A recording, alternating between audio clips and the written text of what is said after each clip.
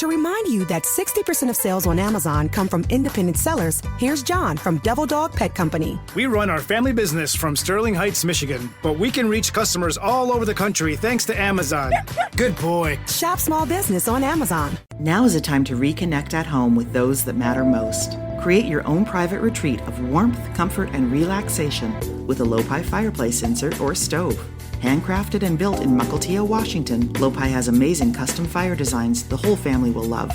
Request a quote and visit your local Lopi dealer at Innovations for Quality Living on James Street in Bellingham. North Coast Credit Union is keeping things simple with free checking for everyone. That means fee-free ATMs, overdraft protection, online banking, mobile deposits, automatic bill pay, and more, all without monthly fees or transaction limits. Managing your money shouldn't be complicated. That's why North Coast Credit Union is keeping it simple. Visit one of our 5 convenient locations or northcoastcu.com to learn more. And now, here's the question. Hola, bitches. Good day to you and yours. All right, today is the day that we play Big Dummy. However, the Mariners are still in the playoff hunt. So we are officially still playing Big Dumpy. All right! The game show that rewards you for your stunning ignorance. Take that. Yeah, and here's how it works. You call us, we'll spin. Yep. We'll spin a category. I was a little early on that pitch. I know, that's all right. Then we'll ask you a question from that category. But here's where Big Dummy separates itself from your average, more reputable game show. We will continue to ask you questions until you get one right. Because as always, we want you to leave here smarter than you showed up. Now, so far this year, our biggest dummy and returning champion is the lovely and talented Danny, who thought a hung jury was a group of Jamaican men in court and found a way to answer 11 consecutive questions wrong. Can you do better? Well, of course you can. Everyone else has. So give us a call, and off we go on Big Dumpy, brought to you by our friends at Advanced Hair Restoration. To make a test and play Big Dumpy, call 206-803-ROCK. Like the Men's Room on Facebook, follow us on X and Instagram and Men's Room Live. Send the emails to the Men's Room at KISW.com. And now, watch the show live on YouTube at KISW. To remind you that 60% of sales on Amazon come from independent sellers, here's John from Devil Dog Pet Company. We run our family business from Sterling Heights, Michigan, but we can reach customers all over the country thanks to Amazon. Good boy. Shop small business on Amazon. Now is a time to reconnect at home with those that matter most. Create your own private retreat of warmth, comfort, and relaxation with a Lopi fireplace insert or stove. Handcrafted and built in Mukilteo, Washington, Lopi has amazing custom fire designs the whole family will love. Request a quote and visit your local Lopi dealer at Innovations for Quality Living on James Street in Bellingham. North Coast Credit Union is keeping things simple with free checking for everyone. That means fee-free ATMs, overdraft protection, online banking, mobile deposits, automatic bill pay, and more, all without monthly fees or transaction limits. Managing your money shouldn't be complicated. That's why North Coast Credit Union is keeping it simple. Visit one of our 5 convenient locations or northcoastcu.com to learn more. Russell is traveling for vacation. He may not be at his destination yet, but his vacation started the second he stepped onto the Bel Air Airporter shuttle. Russell doesn't want to worry about traffic or parking. He wants to relax and let Bel Air get him to and from SeaTac safely and on time. Whatever your reason for traveling, choose Bel Air Airporter shuttle. Book your trip today at airporter.com. That's airporter.com. You've built a great podcast. That content's solid, the audience is growing, but the money, still not where it should be. That's where the Odyssey Creator Lab comes in. We host your podcast for free, so you can keep doing your thing, while our experienced sales team does their thing, finding advertisers and bringing in revenue. No fees, no stress, just real monetization. Apply now at creators.odyssey.com and let us show you the money. Rock. You're listening to The Men's Room with Miles and Thrill. 99.9 KISW. Well, but tell us away we go. Welcome to the 20th anniversary season, episode number 4,405. What a large and in charge program we have for you today. Guaranteed future repeat. The head chef is back. Ted's Meat and Potatoes. What is on tap in the kitchen? Pretty simple today. You got 5 everyday foods and drinks that are destroying your health. Pretty much everything we like, I'm guessing. So there's only one on here. I don't think the four of us eat on a regular basis. All right. But the other four were you're not guilty of one, but Miles and I are dying. Okay. Thanks. All right. I was going to say, is this what we've been told, or is this like shocker? Don't eat spinach or something? Oh, no, it's This is nothing like crap. that. Okay. Head Chef is coming up at 4:30. It's going to be disappointing, Miles. With Ted's Meat and Potatoes. What else do we have for you today? Oh, by the way, if you haven't heard the news, we're now on YouTube, KISW Rock. Do us a favor and subscribe to the channel. You can smash the like burger, as we like to call it, that little thumbs up down there. Give us a thumbs up like, hey, it's pretty cool to watch this. By the way, we're almost at 2,500 subscribers. Oh, really? We would like to get there. We've only been doing this for a couple of weeks now, so it'd be nice to hit that number early. It makes the brass, it makes us looking more impressive. It's very important, yeah. Yeah, they invested all this money in all these cameras and everything. And if we show them that we're... and they did it very timely. That's what I liked about it. They really did. I mean, they said, we're doing this, and I mean, like in 2 days. A couple weeks. Tim was just like, I can't believe how efficient we are here. And now here we are, and we're up and running. And I'll thank you if you checked us out. A lot of people like to comment on there. YouTube is a pretty cool deal. As far as most of the time, it's great because people are just interacting with each other. Yeah. And not asking us any questions. Yeah, So they are their own community. They are. And it's a nice little community. Everyone seems friendly. So if you haven't checked us out on YouTube, again, subscribe. It is KISW Rock there. We should give those people a name. What, the YouTube commenters. community that's going Well, on it used there? to be the boob tube. So you could, Yeah, but it's on the internet. okay. Let them come up with it. You guys discuss among yourselves. What do you Maybe want to put be a called? K in front of it, like the K-munity. Or the dirt K-munity. the dirt bags, whatever you are. Community doesn't really work for me. No, it doesn't. K-munity? Yeah, I just, the letter K, just something about it. Steve might have an issue with the K immunity. I How turn about- on baseball, well, there's K- 3 K- strikeouts, K- and I'm like, community. cool. Just get 4, stop at 2, man. It's always unique when they do that. They put it there. KKK. I'm like, Does it help if one of them's backwards? it does. Okay. It really does, man. Please don't swing. Please don't swing. I know what it is, Watch but it go still, by. when you just turn it on, everyone's all smiling, and I'm like, geez. Sad thing is, they're probably the least racist people in society these days. Yeah, no kidding, right? Baseball players? No, the people, the fans that have the K's up for the strikes. Yeah. The baseball players as well, yes. Speaking of No, they're baseball, terribly racist. We're going to play Big Dumpy today. Big all right? Dumpy. Once again, listen. back. Ted and I had this question. Ted and I and Steve, we all have a different theory on this. Mike, I know your theory is a little bit different. Okay. But as someone who's played baseball before, Oh, okay? yes, my theory is very different. Well, you wouldn't stop talking about the game the entire time before we lost the other day. Truth be told. Okay? Okay. So as a baseball player, you do not talk about that kind of stuff. It's like I was talking much more. Were you? You guys, Come on, man. Listen, if there's anything more, there's nothing more suspicious. Look, as far as superstition goes, I am not a superstitious person. Every once in a while, So Stevie Wonder hates I'll you. say something really stupid, and I will knock on wood. By the Well, way, sure. That's for my. That is for my. You don't knock on wood every time. I don't. Sometimes I just knock on Damn, my Ted. I knock on my head. Damn. You know what I mean? Not every time, man. But baseball, You be throwing out stupid ass all the time, man. baseball's different. You need to be knocking a lot more, brother. Yeah. Your knuckles should be bleeding. I know. And I'll die on that. But we don't talk about baseball. Okay? Until this game is done. Yeah. We'll play Big Dumpy. All right? You know what's going down tomorrow. All right? You can do whatever you want. I'm just telling you, right now, every single one of you, shut the F up. Let them play the damn game. Do not talk about it. Do not be hypothetical on what you believe. Do not say what they should be doing, what they're not doing. You just hope they win. Just That's it. watch the game. See what happens. And it could be the good things could happen. That's all you need to know about baseball.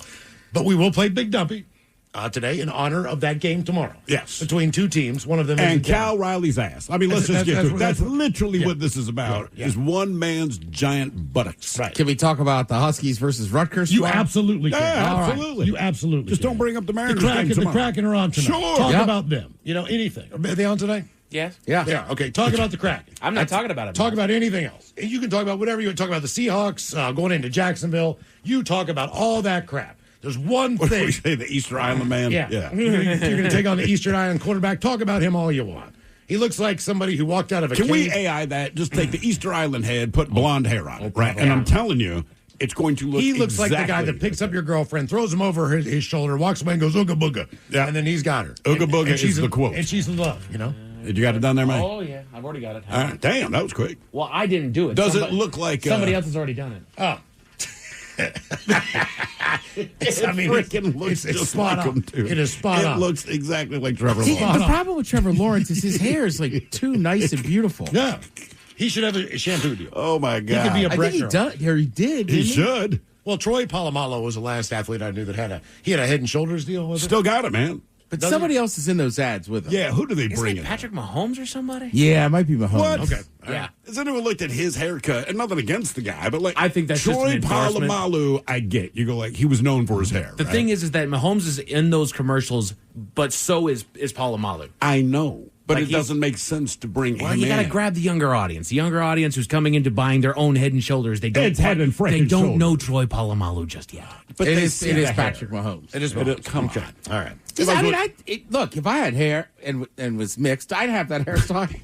There's a lot of elements to me having his hairstyle. You've thought about if you're a different ethnicities, what you would do. All the time I do. Do you really? A lot. Okay, if you're a Can we- blonde woman, what do you do? Hat ponytail? Hat Date ponytail? chubby, hairy guys. No, I mean, like, what hairstyle are you rocking? You're blonde. woman. A lot of times a ponytail. Hat, baseball cap. Yeah, sometimes I wear it up. What if you? Okay. Sometimes I don't know. Oh, what is it down? When I'm going to dinner. Okay, There you go. All right. All right. Up at the gym, down for dinner. Yeah, you never think about if you were a different race, what kind of hair you'd have. No, I never. I really do not. Yeah. You guys, I'm going to ponder it right now. What if you just had? I'm just saying, like, to me, it's hard to watch as much college football as I do. And some of those DBs pop off their helmets. I'm like, God damn, that's cool looking hair. I want a red fro. Like the loose curls, kind of. Like Annie. Yeah, I want like the Annie hair on my ass. That's what I want to see. You guys ever Ice just Spice. you ever just- come out Have you guys- tomorrow. Have you thought about just 1 week, just let it go to see what would come out? What would come out of your head? I do it on You guys vacation. You guys, Nick, Yeah. you guys shave your head. Yeah. So have you ever thought about just like seeing what would happen like after a week? Or Just a week, it wouldn't get I too do long it for on me. vacation, and I'm going to look like George Jefferson. Like if So where's the bald part going to be? The back or the front? Caesar the ring. ball, yeah, it's a Caesar ring. We'd have Okay, Caesar okay, rings. okay. Yeah. Like, those I are could good. do it for a month. Mike, And but then you would show have, up at our acoustic show just looking Yeah. like my They uncle. wouldn't even let you in. So Mike, you wouldn't have a Caesar ring. You got hair in the back. I've got a little bit of a widow's peak going on, so I can feel like my hair stops right around here. So He would look a little bit. He wouldn't look as old as Thrill and I. Thrill and I would age us. Well, I'm not. incredible. So my that's the primary thing. Mike is not as old as us. Yes. My thinning is like a glacier. It just keeps moving back and Yeah, back. but and shut back. up. No, but it's Shut gonna up. go. Look, it's gonna move back and back and back. You're in your Boo-hoo. 50s. I'm not going to So go back. what? there. It still It's reaches going on. forward, Miles. I A little know. bit. That's because I. Mine. Do you still have to get a haircut? Yes. Then shut up. You still have a full head of hair. Mine is thinning out up top. Like Do you you know can what, see my scalp with my hair being as long as yours. So Jamie, the woman who cuts my hair, Yeah. she listens to this radio station. What do you think she charges me for a haircut? $40. $69. Nice. 60 noise. She listens to Daily. I like her. Atta girl. $69. That's what she charges. Tell her 60 Look, noise. haircuts have gotten ridiculous. It is ridiculous. Even to get when I go to the barbershop like once a month to I get tell my her beard that. trimmed in. I mean, you're talking $40 For your and beard? then to buzz my head. It's like Yes. Jesus. It used to It's be crazy. $20 for me to get my head buzzed. Even Correct. like just to walk in, like Rudy's, which Yeah. can't really walk in anymore because it's always busy. I mean, it's just the price of doing business. It really is. It's I a mean, price- before the pandemic, every Friday afternoon after work, even, I would go to the Fifth Avenue barbershop, see my girl D, and we get my head buzzed and beard trimmed. It was like $25. It's still a brick and That's mortar. all right. You still got to pay rent. You know, you still got to Sure. But Yeah, Ted pay has, the electric. even though their rent's going up, Ted has less hair to offer. Correct. That's all I'm saying. Like, it should almost stay the same price because they have less maintenance to do. Okay, yeah, Yeah, that's all. Okay, so today we're going to play Big Dumpy, and that's what, that's what we're going to say about that. Okay, now, Steve, you were in the wrong. We have a tie for biggest dummies. We do have Danny, and we also have Melody from the last time that we played. all right, let me add that. We have two big dummies. at this point. Melody, and Danny. And it took them 11 questions to get one right. And as we do when we play Big Dumper, whether you're playing for Team Sober or Team Not It's a Sober. big dumper or a big dumpy? Big Dumpy. Big Dumpy. Dumpy. Big Dumpy. He's Big Dumper. Right. Big Dumpy. That's Come on, right. man. Big Dumpy. Don't infringe on it. I'll get it right eventually. We do a men's room poll. And the last time we asked you to pick a nickname. All right? Right. In honor of the Big Dumper. Your choices were, and we took all sports nicknames. Mm-hmm. So these are not actual names from actual players, but they were nicknames that kind of stuck. For example, Booger, as in Booger McFarland. What is his real first name? Charles. Is it Charles or James? Or Are something? you making that up? I think Yes. it's James. It might be Yeah. James. Hang on. I got it. honestly do not Place know. your bets. What is it? Place your bets. Is it James? No, it's Booger, so it's probably maybe it's a B word already. Like Bernie McFarland. I want to say his sisters gave him this nickname growing up. I'd have said Terrence. Anthony. Oh, hey. Tony McFarland. Tony Booger McFarland. He sounds like an Italian and an Irishman. Tony the Booger. Tony the Booger. Yeah. Oh, God. Yeah. Now he's a hitman. Tony the Booger, man. Well, look, he's the Irish guy in the Italian mob. It's got to be nasty. Yeah. Next up, we have Mookie. Love it. As in the former Sonic Mookie Blaylock, Mookie Sure. Betts. How do they say he got his nickname again? Like he mispronounced something, or his sister kept mispronouncing something. What was, His sister. His little sister couldn't say his name. So she kept which calling him was Mookie. what? I forget. Place your bets. What's Mookie's? Anthony. Which Mookie are we talking about? Sorry. Blaylock. We're talking about Blaylock. Oh, thank you. Which Mookie? There's so many to Which choose from. Mookie are we talking about? We were talking about Darren O'Shea Mookie.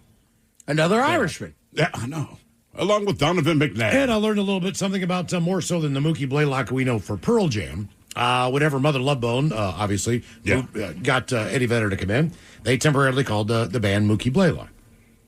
For whatever reason, Mookie wasn't really cool about that. Yeah. But they were seriously honoring him as one of their favorite players. But they're making money off of him. Correct. Yeah. And again, they weren't Pearl Jam yet. They were not Pearl Right. Jam. So I'm just saying. He doesn't know. 4 guys come in and go, we're going to call our band Miles Montgomery. You might be like, Well, it depends on the music. It depends on a lot. Yeah, it does. So they named the first album 10 because that was Mookie's jersey number. Yeah. So that's, one of the most iconic albums in rock. Sure. And it's named after Mookie Blaylock. So Mookie was another choice. Then, of course, we have Icky, as in Icky Woods. Not to be confused with Icky Jablonski, that we're all familiar or with. Sticky Icky Ed, or one of these other guys we know. Wow. But Icky, Good pull. But Icky Woods, for whatever reason, I remember him from the Icky Shuffle growing up. But What else do you know him He for? was iconic.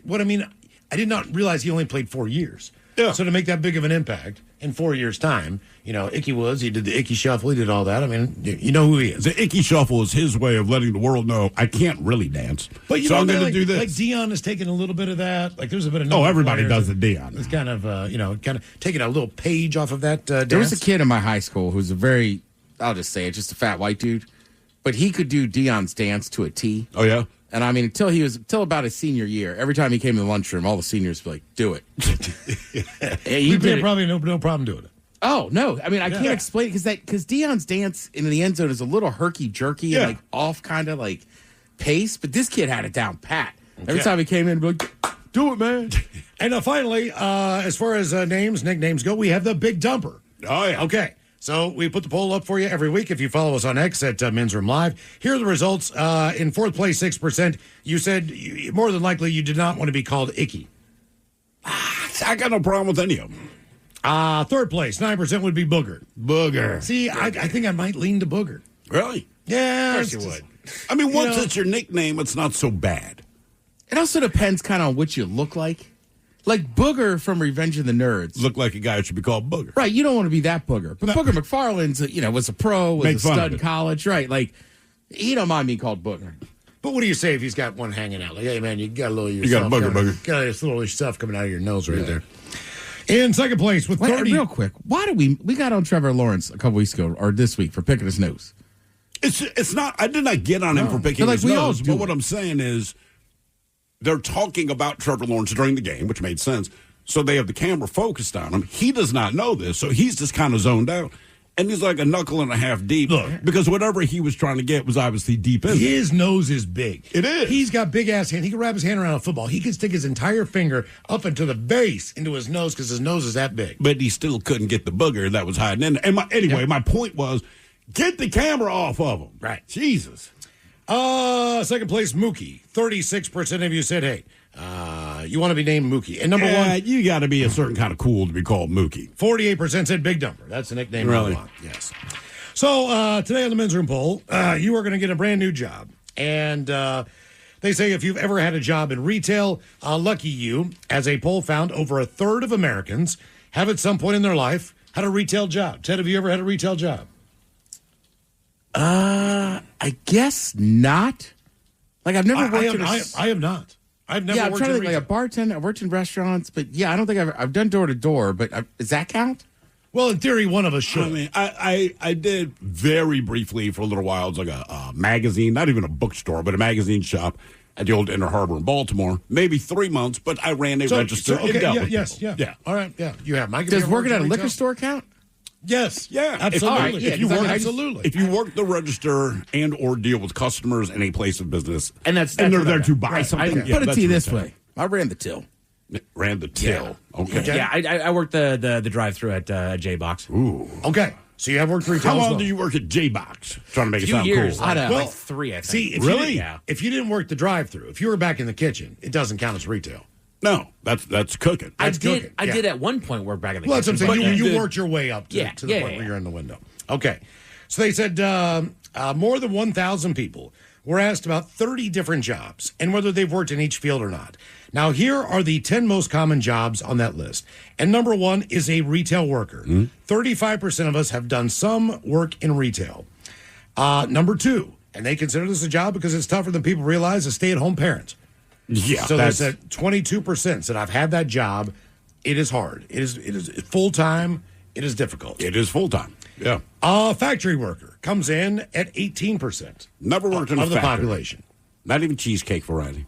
No, never. I've never worked in a factory either, or any place that actually made something. Right. No, other than food, yeah. To me, a factory is that. Teacher, 13% have been a teacher. 11% have worked in construction. 8% have worked in daycare. 7% have been a member of the military. 6% have been a chef or a cook. Okay, only 6%. Really? Just 6%. Engineer comes in at 6%, so 1 in 17 people have been an engineer. Or a cook. Thank you for driving that train. And 10%, Conjunction. 5% coming in at number 10 have been a computer programmer. So we took... definitely have not done that. No. So we ask you on our poll to pick a brand new job. Here are your 4 options from the list. What about all those Friday nights you come over and code? Oh, yeah, man, you know me. And then you go, why is my computer not working? Like, because you let me code. Ted, you're going to... This is ridiculous, but as a young teen, when I got a Commodore 64, my friend Jeff and I, we would get together and we learned... we were learning DOS. That is correct, yes. And they taught me DOS. Yeah, and I'm not sure why. And, you do this whole program, and then you made a star, and you jumped up and down, and you look at what we've done. I just made a star, like a Dallas Cowboy star. Yeah, but at the time, you got to remember, the video game Pong was like exceeding, all kind of technological expertise. So but it was like basic and all that crap. Did I tell you about buddy Matt Farrisee? He was the first guy I knew with a color printer at his home. All right. And I mean, we would make stuff all the time that his parents were like, you stop. The ink is ridiculous. Right, and this is... mid-90s. Mm-hmm. Yeah. So you could take retail. Number 1, you pick where you want to work. You could be a bud tender. You could be a lot of different things. You can work in a Best Buy if they're still around. Whatever you want to do. They're still around. You can work at a Target. You work retail. To some degree, I like the idea of working retail. I think, believe it or not, just because I enjoy being there, if I worked in retail, I would like to work at a grocery store. I believe that. I really would. I don't know why. I would like to check people out. Just help people around. I know where the foods are, whatever. Your second option, that would be working fast food, which I consider too, as I've worked in fast food before, only for 2 weeks.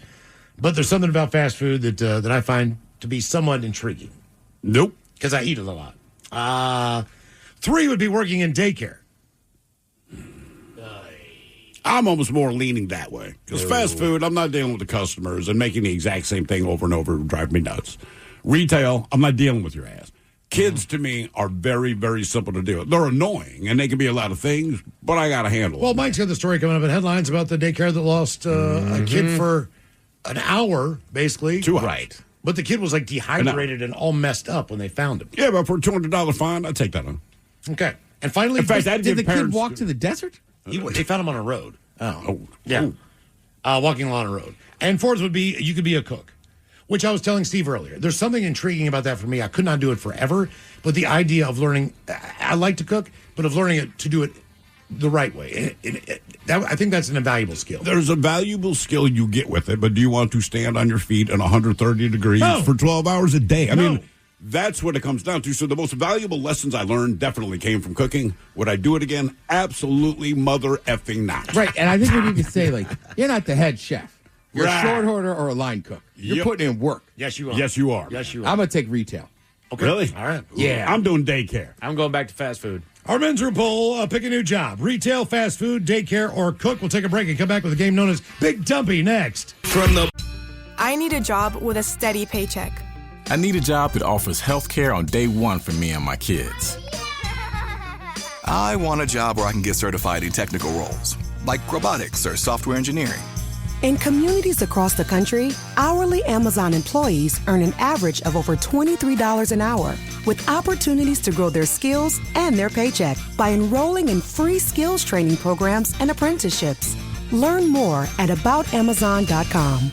Now is a time to reconnect at home with those that matter most. Create your own private retreat of warmth, comfort, and relaxation with a low-pi fireplace insert or stove.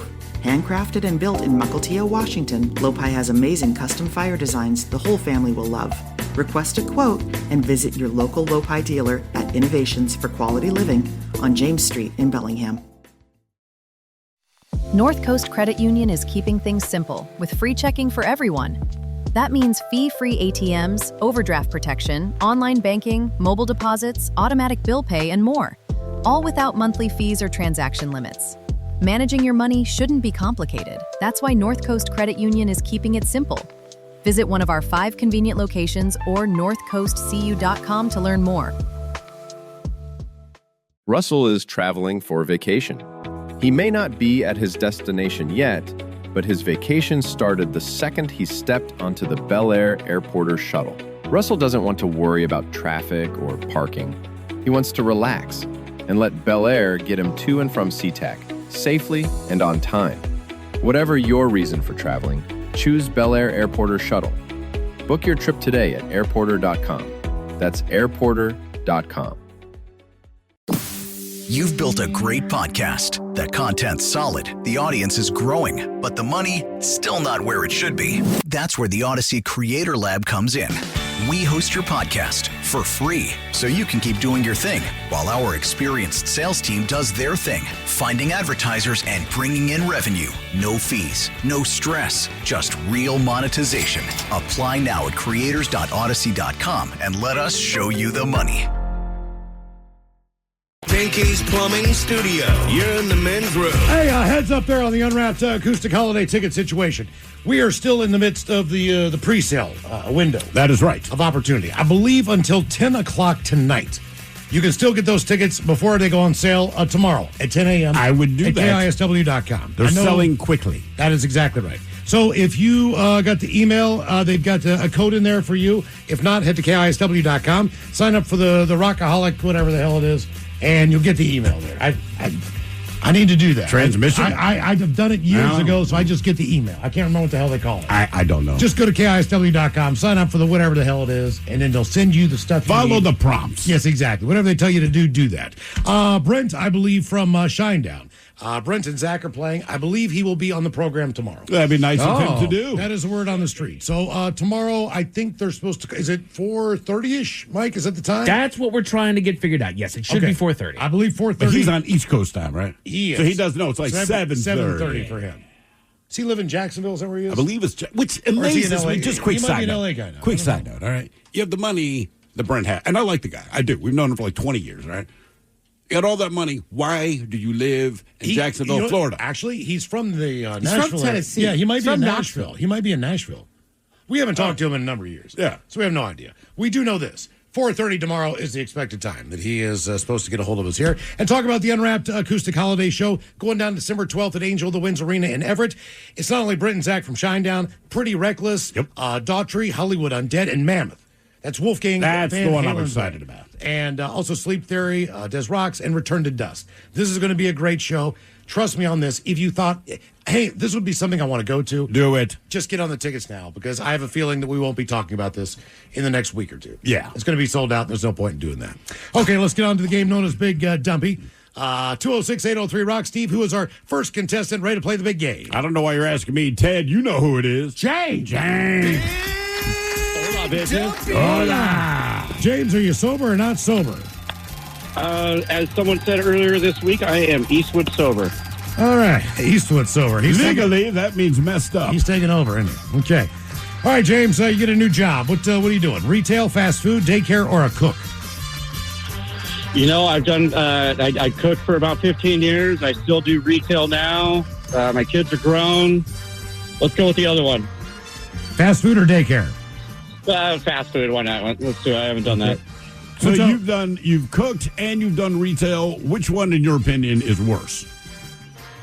Retail, for sure. Really? You said you're doing it right now. I'm a bartender right now. Okay. Okay. Why is retail worse than cooking? Is that? I guess it is. You're dealing with people. People. It's the people. Well, the problem is, and everyone there's buying something. Yeah. You're working the register, so it is a different form of retail. Well, I guess I think of it as service industry, not retail. Retail to me, it's like no one's in Target for 2.5 hours. Yeah, you know what I mean. Without being followed around, sitting right in front of you with their hand up and their finger up and their car. You don't have to say the name of your bar, but is it like downtown? Is it outside the city? It's outside the city. All right. Yeah. But you think cooking was better than the bartending gig? I loved cooking. I mean, of course, it gets stressful. You know that, Thrill. But I mean, it's cool. You don't have to deal with people. You just do that. That was the thing. As far as restaurants go, I would absolutely go in the back of the house again, just not to have to deal with people. And then I realized, as a bartender, the only people you're dealing with are just imbibing in alcohol. They will never get smarter. It's very true. I mean, I was telling a bad experience, but like I don't know. I just kind of enjoyed my time bartending. I can believe you're that guy, though. I would do private parties for years after I stopped working at a bar. My problem would be not drinking the product. Correct. Like I already know that about myself. Like do not put me behind a bar. I'm going to drink beer. I'm going to do shots. My problem is I'm going to. I like that other side of the bar. Me too. I like sitting down. That's my place to just decompress. I would want to jump over on the other side of the bar and sit with my buddies if I was a bartender. Yeah, I really. That'd be my. It would drive me nuts. My biggest issue with bartending, and I forget who's this. This would be James. James will attest to it. My biggest issue was just you had to work weekends and you had to work nights to make money. If you want to make money, but it's like 100%. That's where you make your money, right? But it is nice to like once in a while like have a Saturday off, go to a tailgate. But see, that was the thing about cooking, and we were okay because as a cook, you got a steady paycheck. Whatever it was they paid you, that's what you're going to get. The wait staff, depending on the season, right, they'd roll in dough for some seasons, and then for 4 months, they're not really making any money. But even as a cook, you still had to work the Friday, well, probably Thursday, Friday, Saturday, because it's going to be super busy. But the difference was my pay is not going to be reflected in those this. downtimes that they have. They're not making any money. In those but I am. You're just less busy, too. Exactly. So I'm getting paid the same amount with less stress. Weekends, you're like, this is a nightmare. Wait staff rolling in dough. And I'm like, all right. Okay. But when you were a cook and you were good with the servers, bartenders, you'd always get that shift drink after work. So that was always a bonus. Brother, first of all, I did not work at a place that had a shift drink. We had what we called shift drinks. So they would call it a shift drink, right? That is what they called it, and we understood. We basically sat there until 4 a.m. almost every night. If you worked nights, this is kind of what you did, and everyone drank themselves into Was oblivion. there a rule, like no bottles or cans, but you can drink all the draft you want? No. So what drink? Okay. They would, we had one guy we worked with, this guy would drink 2 pints, this is no lie, 2 pints of Maker's Mark a night. And we never saw him get drunk. He obviously had a massive drinking problem, but we never saw him get drunk. He always did a great job on the floor, one of our waiters, but 2 pints of Maker's Mark a night, that's what he would do. I would do like 4 shots of Jack, maybe get 2 beers, and I'm pretty hammered. And this guy's like, you want to ride home? And sadly, he was the guy you could trust behind the wheel. It just did not affect him, when me man. and Burris worked at PJ's together, there was a group of us, right? And that bar is gone, so I don't mind saying this. R.I.P. Jerry Smith. Sometimes we would stay in there so late after our shift that we would have to hide from the bread delivery in the morning. Because we didn't want the owner to know we were still in there drinking, and then we would like run out at like 6 a.m. I will say, I do miss that about cooking. Not the job, but all the free booze and just the amount of drugs that were done at the end of every shift. It is a weird camaraderie.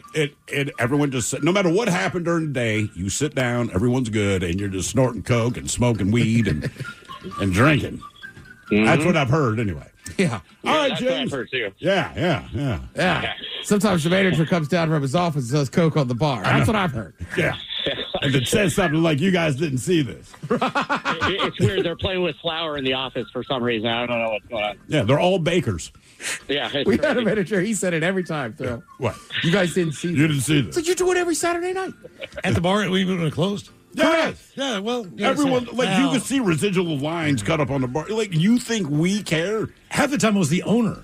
Oh, the owner's definitely. I was waiting to get paid at gigs, man. It was the owner of the bar just come out and go like, all right. Yeah, I worked at a lot of restaurants that independently owned that ended up closing because the manager snorted away the profits. Probably 4 different restaurants. I mean, that was common. Wow. All right, James, shut up. Here's your first question. All right.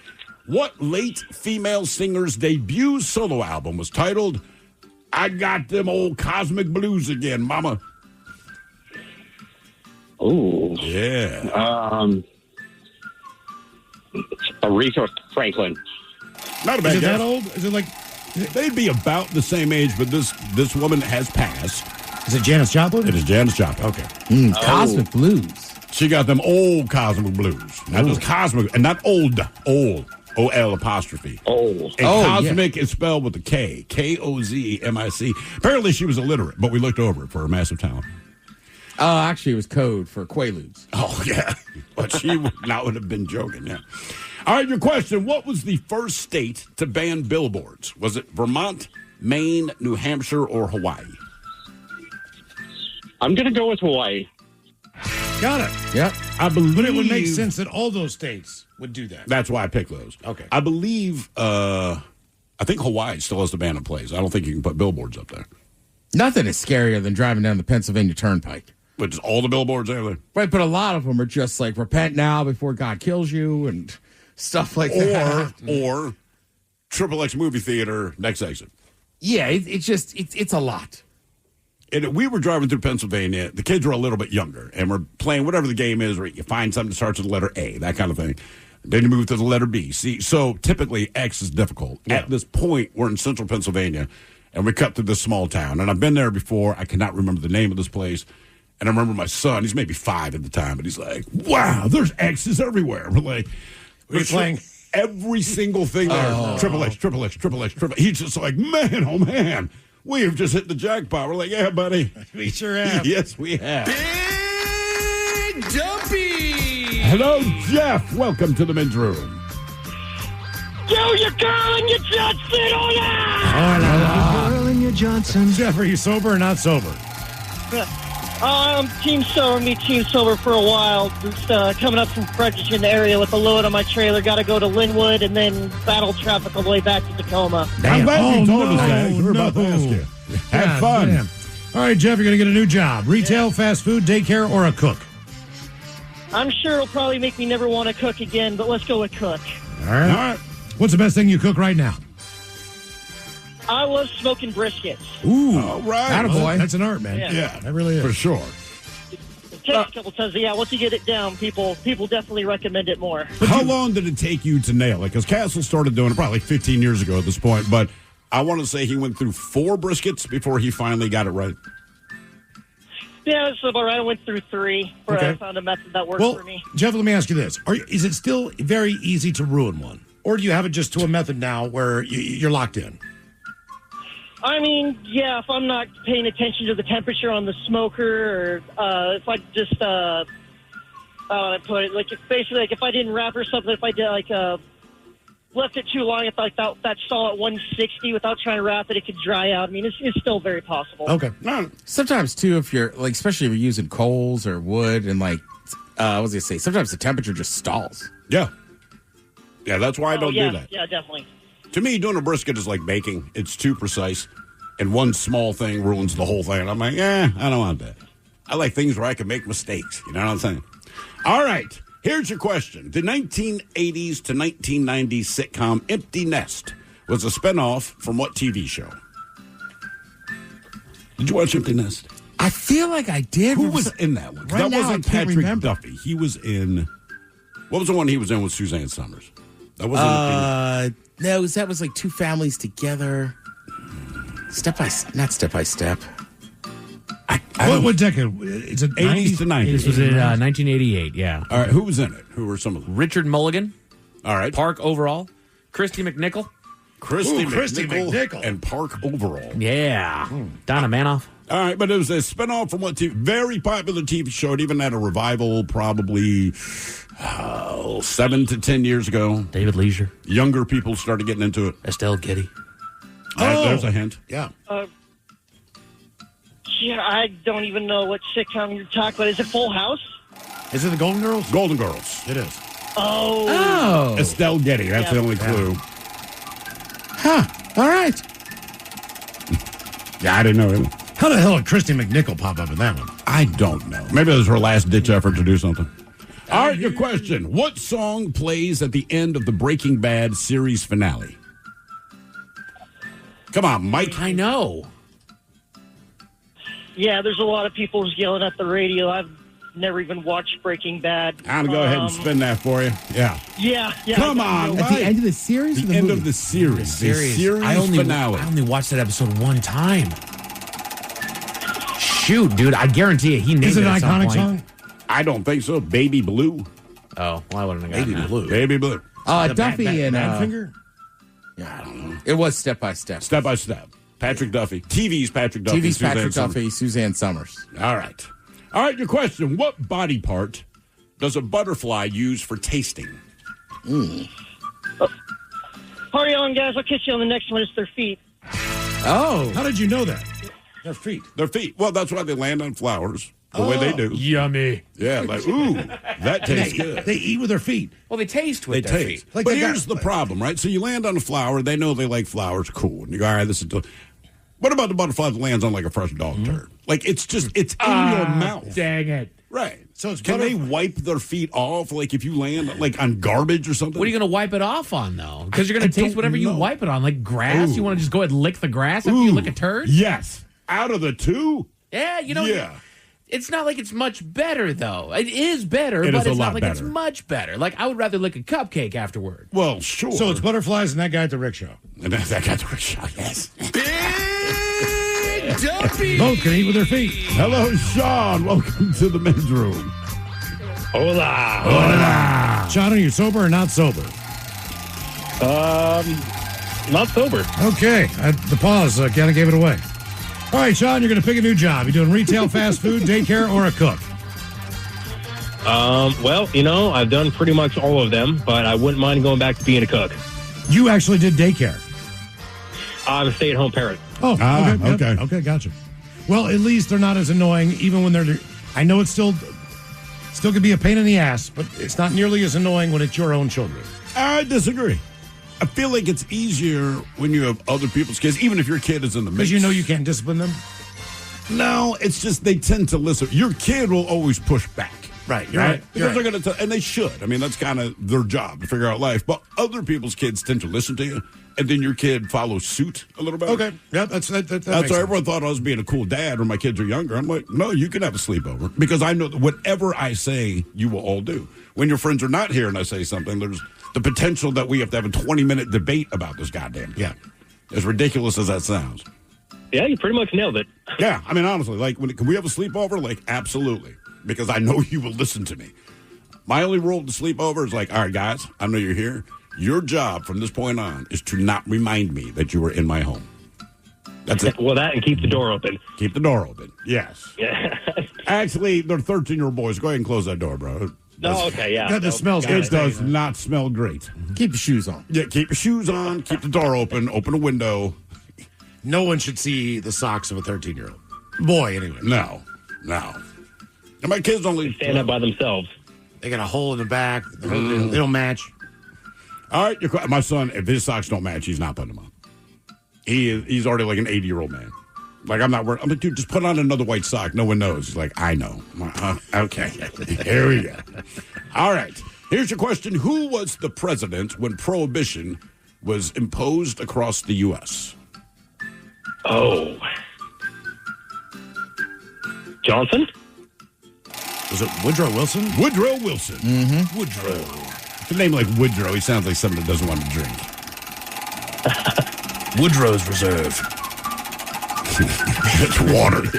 All right, here's your question. Russia, North Korea, Iceland, or India? Which is the only one of these four countries that has a McDonald's? Well, one had them, but then they maybe don't have many more. I'm going to take a shot here and go Iceland. India. Oh, my gosh. India. India. Believe it or not, yeah. Wow. I know. That's the only reason I shared it. It's kind of mind-blowing. Right? North Korea doesn't surprise me. Russia used to have them, and then, I don't remember what happened. Something weird happened. They have the equivalent, but it is the Russian equivalent. Someone fell out of the drive-through window. Oh, you know what? It's the burgers, I bet, huh? The drive-through. Died after 4 feet fall. No. I just want that that buttered McChicken. Ooh, I would do that. Yeah, basically McDonald's was over there, and then they invaded Ukraine, and McDonald's was like, all right, we're out. We're out. Ronald McDonald's like, not having it. All right, your question. The Maldives are the smallest independent country on what continent? Oh, my gosh. I have no idea. Australia? Is it Europe? Asia. It is Asia, yep. Well, because Europe's got all those weird little Luxembourg, Vatican City. Right, but they're all tucked in the middle. Yeah, so that makes sense it would be Asia. Yep. The Maldives. All right, Sean, your question. What instrument did Don Henley play as a member of Eagles? As much as I want to say the Eagles, they're very specific. It still sounds weird. I know, still sounds weird when you say I know. It's like just they're like, we're not the Eagles. We're just Eagles. What instrument did Don Henley play? Do you think the actual Eagles don't call themselves the Eagles? Drums? You got it. Well done. Well done. He answered that in a New York Minute. Hey-oh. Well I love that Don Henley song. Sorry. Wow. It's a great song. Take it easy over there, man. Oh, wow. Okay. I see what's happening. More Big Dumpy coming up, 206-803-ROCK. To remind you that 60% of sales on Amazon come from independent sellers, here's John from Devil Dog Pet Company. We run our family business from Sterling Heights, Michigan, but we can reach customers all over the country thanks to Amazon. Good boy. Shop small business on Amazon. You've built a great podcast. The content's solid, the audience is growing, but the money still not where it should be. That's where the Odyssey Creator Lab comes in. We host your podcast for free so you can keep doing your thing while our experienced sales team does their thing, finding advertisers and bringing in revenue. No fees, no stress, just real monetization. Apply now at creators.odyssey.com and let us show you the money. To remind you that 60% of sales on Amazon come from independent sellers, here's John from Devil Dog Pet Company. We run our family business from Sterling Heights, Michigan, but we can reach customers all over the country thanks to Amazon. Good boy. Shop small business on Amazon. Now is a time to reconnect at home with those that matter most. Create your own private retreat of warmth, comfort, and relaxation with a Lopi fireplace insert or stove. Handcrafted and built in Mukilteo, Washington, Lopi has amazing custom fire designs the whole family will love. Request a quote and visit your local Lopi dealer at Innovations for Quality Living on James Street in Bellingham. People in Whatcom and Skagit County have been choosing North Coast Credit Union for 86 years. But they're not just choosing a credit union. Our members are choosing to support local businesses. They're choosing lower fees and loan rates. They're choosing to take ownership in their communities. Membership is open to anyone who lives, works, worships, or attends school in Washington. Visit one of our 5 branches or northcoastcu.com to see why North Coast Credit Union is the obvious choice. Game is Big Dumpy, 206-803-ROCK. Hello, Tom. Welcome to the men's room. Big Dumpy. Hello, Tom. Hola, gentlemen. Hola. Tom, team sober? I'm sober. Okay. All right, Tom. Men's room poll. Pick a new job. You gonna work in retail, fast food, daycare, or be a cook? Oddly enough, I think I'll take fast food. I've never done it. Fast food. What fast food restaurant would you work at given the choice? Oh, Wendy's. I love Frosties. Okay. Just for the Frosties. I think Wendy's has pretty good food in general, to be honest with you. They do. Not bad. I don't eat there as much as there's just not one really close to me. Mm-hmm. But if there was one, man, a single cheese, fries, yeah, hell yeah. All right, Tom. Here's your question. Sad is rolled up to the drive-thru window. Instead of making my order for a Frosty, I'd ask you this. Orangestad. Orangestad is the capital of what Caribbean nation? Is it Bermuda, Aruba? Ooh, I want to take you. U.S. Virgin Islands or Kokomo? I would say, I don't know, U.S. Virgin Islands. It's Aruba. It is, in fact, Aruba. Kokomo, not a real island. Nope. But I added that there. Oh, it sounds like Wilmington, which is the capital of Curacao, between that and Bonaire. Say it again. Curacao, Willemstad, which is in Curacao. Right. All that Dutch stuff. Do you know the name of the capital of the U.S. Virgin Islands? I do not. I want to Tim Tebow. I don't know much about the Virgin Islands. I don't either. I really don't. All right, your question. What is the sum of the angles of a triangle? It's 180. Nice job, John. Yes, indeed. There you go. Yeah. Game is Big Dumpy, 206-803-ROCK. Thrill, it is Charlotte Amelia. Charlotte Amelia, U.S. Virgin Islands. Yep. Okay. Hello, Sean. Welcome to the men's room. Hola, bichola. Oh, yeah. Sean, are you sober or not sober? I'm sober, driving at work. Okay. Sean, welcome to Big Dumpy. Okay, you're going to pick a new job. You taking retail, fast food, daycare, or you be a cook? Fast food. Fast food. And Steve's question, where would you work? Carl's Jr. Carl's Jr. All right. Okay. Biscuits. I'd work at Taco Bell just for the sour cream cannon. Just for the sour cream cannon. You ever seen that thing? No. You know, like it looks like a caulk gun. Yeah. But it's sour cream. Keep going, right? That's the whole. Okay. Oh, I'm saying. That does sound like a euphemism. Hey, baby, I got the sour cream cannon. You ever seen them using that thing? It's like a caulk gun. Yeah. Let's go south of the border. Just squeeze and look what happens. It's like your chowder cannon. With sour cream. Yeah, the chowder cannon. But it's a sour cream cannon. Mike, of all people, you got your head in the sewer today. Oh, you're talking about Ted. All right, your question. What president was pictured on the highest denomination of U.S. currency ever printed, the $100,000 bill? We talked about this president earlier on this very program.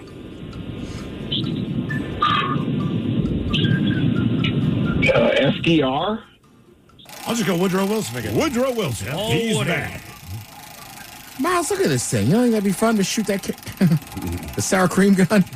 Is it better with gun? Have you seen the Crisco cannon that they use at Pizza Hut? No. That's pretty cool too. Somebody here For the deep says, dish pizzas. Ted, you're right about the sour cream gun. Oh, they must have worked there. I'm guessing so. 7 years, I believe. That's the only. I mean, nothing against Taco Bell. Wait. They used to have one for guac as well. Oh, the guac cannon? Yeah. Boo-boo! But don't they have a guac mayonnaise gun and a ketchup gun and all that for? I don't know. Yes. Why would Taco Bell have a mayonnaise Well, no, gun? I'm saying like at a hamburger spot. You know, like they get a mayonnaise cannon at Wendy's. Mayonnaise gun. You want to hit your burger with a mayonnaise cannon? They're the only- No. Well, Jack in the Box uses mayonnaise. Yeah. Did they have a mayonnaise gun? We didn't. No. We just had the standard like. There you go. See, at Burger King, I had a mayonnaise gun for the chicken and the tartar for the fish. Gotcha. We just had squeeze bottles. Oh. Yeah. All right. Oh, the little Miles, did you ever actually work a shift? Yeah. Oh, yeah. Okay. All right. Yeah. I trained in a closet with a VHS. Well, we hear a lot about the training. Little about the actual, Yeah. employment. Oh, no, man, my nuggets were always ready to go. Actually, they were strips. Yeah. My drawers were always right for the time of the day. Mine are right now. All right, Sean, here's your question. Which Smurf had a heart tattooed on each arm? Oh, yeah. Tough one. Biker Smurf. Thank you for using your blinker. Yeah, well done, Sean. Proud of you, bud. Sorry. All I can think of is Grumpy. I know that's not right. Is it Papa Smurf? No, Papa Smurf. No. Well, it's the guy with the beard, right? The other guy with the beard? Papa Smurf's to do with the beard. This guy had, I believe, a heart tattooed on each arm. Oh. But I thought it was Papa Smurf, too. Oh, no. Really? You guys thought it was Papa Smurf? No, it was Hefty Smurf. Hefty. Hefty. Hey, Smurfette, I'm Hefty Smurf. I've heard that about you. You ever had a slice of Hefty? You know where Papa Smurf's head is at, because my understanding is that Papa Smurf created Smurfette. Yeah. I want a blonde and high heels with big boobs. He's got it tight. Ted, you'd have been Papa Smurf. Am I Papa brother. Smurf? That would have exactly been it. I bet you she has a tattoo, too. It's just on her back, directly above her butt. Still looks hot. All right, your question. In what year did the War of 1812 actually begin? 1811? 1810? 1812. The War of 1812 began in 1812. You tricky SOB. There's nothing tricky. It's in the name. I'm still pissed. What? 1812. They burned down the White House. They marched down Route 1. Let it go. I'm just saying. It's been a hot minute. Well, we had already beaten them. I know. And they're like, "Oh, we're going to try it again." Well, it's like that kid that just, I told you to lay down, man. Yeah, I said, do you want another? Okay. Dang, or boom, boom. Right. Like golf video. All right, your question. Who recorded that hit single Susudio in 1985? Oh, finally. All Yes. right. Phil Collins. Gets to flex his Phil Collins knowledge. I also would have accepted Mr. Forehead. Big Dumpy. Hello, Ryan. Welcome to the men's room. Dale. Dale. Ryan, are you sober or not sober? I'm sober, driving trucks. Okay. All right, Ryan, you're going to get a new job. No more driving trucks. Going to pick a new job. You doing retail, fast food, daycare, or going to be a cook?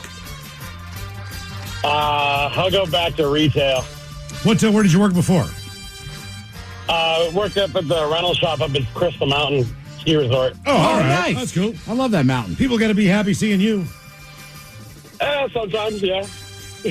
Who would be unhappy to see? Like, I am here to rent skis. Well, if you're what renting- could you do that I'm unhappy to see you? Typically, you're a first-timer, Yeah.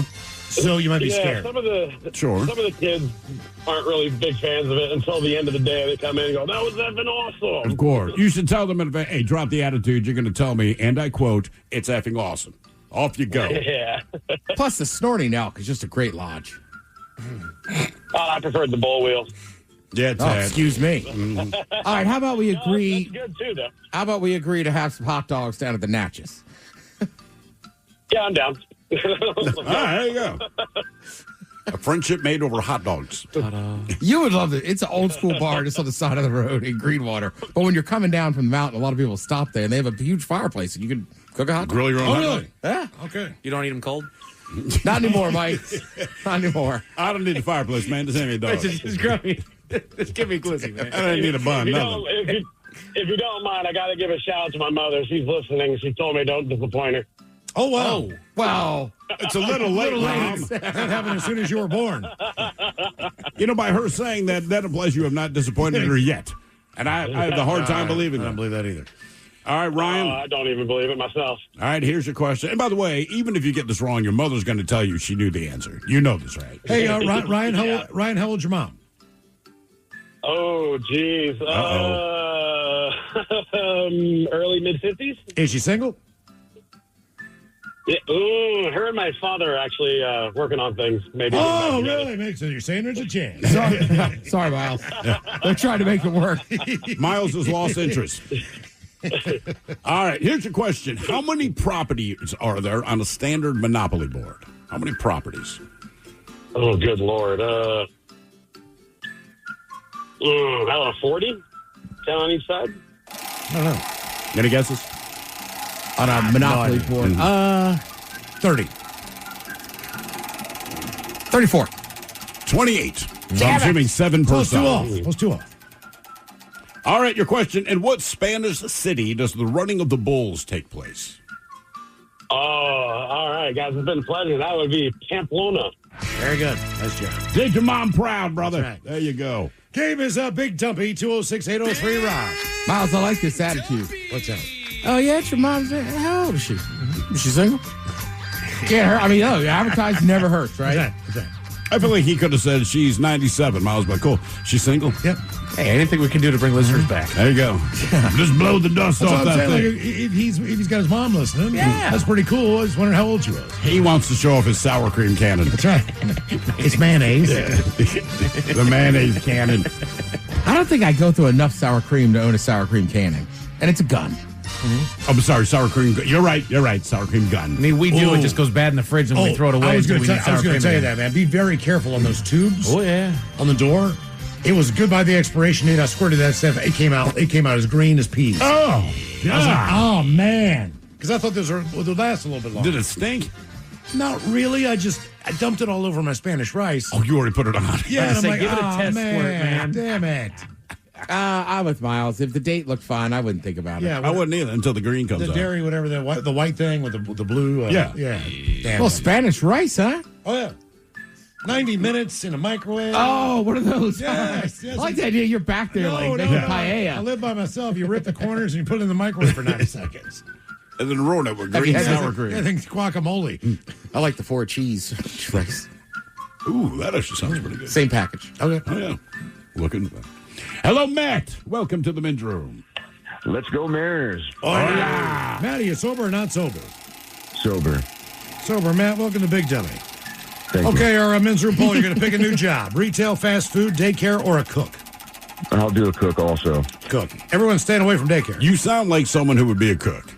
Just like, all right, what the hell do you want? Fine. My problem being a cook now is because things have changed since I was a cook. Apparently now everyone has a food allergy to everything. Yeah. Just when I was cooking, there was always the nut allergy. Some people lactose intolerant. Otherwise, the only specialty thing we had to do is a heavy Jewish population. So you had a lot of Orthodox Jews who you can't mix cheese and meat. Right. To the point where you got to do it There's more storage. Oh, yeah, but the thing is, storage too. But you were so used, that was just your clientele. So we had the separate pans, but no one was like, hey, man, I can't eat whatever every allergy is now. I can't have Cheeto dust. Like, yes, you can. You know, the QFC north of U Village. All right. Kind of going up on that hill where Batman used to live. They have a big Jewish population there. They have a kosher section. They should. I was actually shocked. I was like, wow. Yeah, know your audience, man.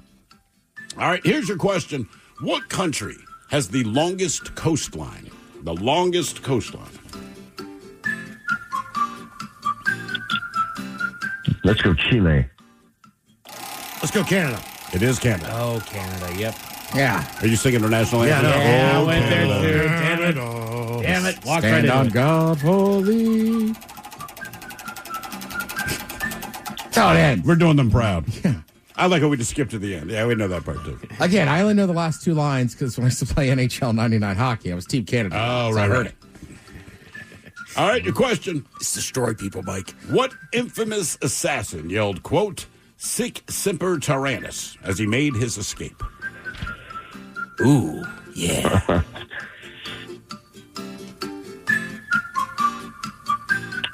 No idea. Think of all the assassins you could possibly think of. This one probably gets top billing. Mm-hmm. Top billing should be a hint. Was he a... that was his job. Yeah. About to say he was an actor, wasn't he? It was. Yep. No guesses? No guesses. Brooke is it John Wilkes Booth? John Wilkes Booth. I was going to say no one heard Lee Harvey Oswald. He was got later. And what does sic semper tyrannis mean? Anyone know? This place sucks. What does semper mean? What is Always. it? Always. Yeah. So Okay, it that's means me. thus always to tyrants. Yeah. And I'm assuming semper means always because semper fi. The Marines. Right. Yeah. Right. So, yeah, semper. Is it always ready? Is that Semper Fi? Yeah, West Virginia's got semper in their seal. There's a lot of What Sempers. does it mean? Just Always, I guess. Oh, it means that's mountaineers it. are always free. I just didn't know what I I gotcha. didn't know what the semper word was. I've never heard that. That makes it sound classy. Mountaineers are always free. I don't know what semper means, but you know. Well, the idea was we seceded from Virginia, Right. So we basically right. freedom from Virginia, Yeah. because Virginians suck. How'd that work out for him? For West Virginia, great. We weren't in Virginia anymore. I mean, in Miles' defense, they did it at the right time. They're Yeah. like, we're going to stick with Yeah. Maryland in the north. Right. So, I mean, This they whole slavery thing isn't jiving with us. We're Yeah. going to do our own thing. Virginia's like, oh, we quite like it here. Oh, we know. Why don't that's a you good go do your fall. own thing then? Yeah. The father south of gold, the ball was still Yeah. appreciated. Yeah. Somebody punched Rhode Island red in the head and we ran. All right, your question. What is the real identity of Aquaman? Ooh. That's a tough one. Oh, the movie put it out there. Without the movie, I Yeah. don't think anyone would know. His Man, last that's the only name movie I is haven't like seen an yet. Indian spy. I'm going to tell you how bad the movie was. My kid was 12 when he saw it. And it's like, Dad, that movie sucked. I'm like, damn. Even a 12-year-old's not into this. Yeah, his last name is an Indian spice. His first name would be the first man on Earth. Okay. Oh, I got it then. I think I know it. I knew his first name started with that letter. Okay, it is that. But Then his last name, very popular spice in Indian dishes. Matt, what's the first two people on Earth? Oh, there it is. Okay. The first. Is it also a basketball player? Yes. Okay, Adam. All right, First there's name, his Bubba. first name. Now, what do you get in any restaurant? Very Curry. Curry, Adam Curry. Man. Adam Curry. Walked you There through you it. go, Nice man. job. More Big Dumpy coming up, 206-803-ROCK. To remind you that 60% of sales on Amazon come from independent sellers, here's John from Devil Dog Pet Company. We run our family business from Sterling Heights, Michigan, but we can reach customers all over the country thanks to Amazon. Good boy. Shop small business on Amazon. People in Whatcom and Skagit County have been choosing North Coast Credit Union for 86 years. But they're not just choosing a credit union. Our members are choosing to support local businesses. They're choosing lower fees and loan rates. They're choosing to take ownership in their communities. Membership is open to anyone who lives, works, worships, or attends school in Washington. Visit one of our 5 branches or northcoastcu.com to see why North Coast Credit Union is the obvious choice. Now is a time to reconnect at home with those that matter most. Create your own private retreat of warmth, comfort, and relaxation with a Lopi fireplace insert or stove. Handcrafted and built in Mukilteo, Washington, Lopi has amazing custom fire designs the whole family will love. Request a quote and visit your local Lopi dealer at Innovations for Quality Living on James Street in Bellingham. Russell is traveling for vacation. He may not be at his destination yet, but his vacation started the second he stepped onto the Bel Air Airporter shuttle. Russell doesn't want to worry about traffic or parking. He wants to relax and let Bel Air get him to and from SeaTac safely and on time. Whatever your reason for traveling, choose Bel Air Airporter shuttle. Book your trip today at airporter.com. That's airporter.com. You've built a great podcast. That content's solid, the audience is growing, but the money, still not where it should be. That's where the Odyssey Creator Lab comes in. We host your podcast for free, so you can keep doing your thing, while our experienced sales team does their thing, finding advertisers and bringing in revenue. No fees, no stress, just real monetization. Apply now at creators.odyssey.com and let us show you the money. Always live on the free Odyssey app. From the Pinky's Plumbing Studio, you're in the men's room. Text the guys at 206-803-ROCK. Head chef is on the way. 10 meat and potatoes like going to the doctor. Everyday foods and drinks that damage your health on the way at 4:30. Correct. Have fun, y'all. Right after the game, known as Big Dumpy. 206-803-ROCK. Yeah, I got to make a correction. Probably the nerds have spoken. They have? We were talking about what's Aquaman's real name, and I said that it was Adam Curry. It is, in fact, Arthur Curry. So I did Google the name Adam Curry because in my mind, I'm like, why does that sound Wait, so hold familiar? on. Adam Curry is the guy that was in Rocky Horror Picture Show? Or That's Tim Curry. Tim Curry. But there is an Adam Curry. He was one of the original VJs on MTV. Oh, yeah. He's a taller blonde-haired guy. That is exactly it, right. But he is not Aquaman. Arthur Curry is Aquaman. Adam Curry is now a podcaster, announcer, internet entrepreneur, and media personality. Well, he's not going to put on there that he's Aquaman, dude. You know what? That is a good point. Yeah. He might be Aquaman. That is a very, very good point. Game is up. Thank you, Big Tim. Dumpy. Yeah. 206-803-ROCK. Hello, Justin. Welcome to the men's room. Hola, gentlemen. Hola. Justin, are you sober or not sober? Sober, driving home. All right. Okay, Justin, our men's room poll, you're going to pick a brand new job. Are you taking retail, fast food, daycare, or a cook? I'm going to go with fast food. Fast food. Which fast food restaurant would you prefer? Oh, Dick's. Nice. Okay. You know, man, keeping it simple as far as just like, you know, Actually, that's 10 not a bad things call, yeah. and doing them right. So, Oh, and their freaking benefits package is awesome. also, man, if you ever walked up there when you see them and there's like, I don't know, 20 cheeseburgers being made at the same time, like, this is fascinating.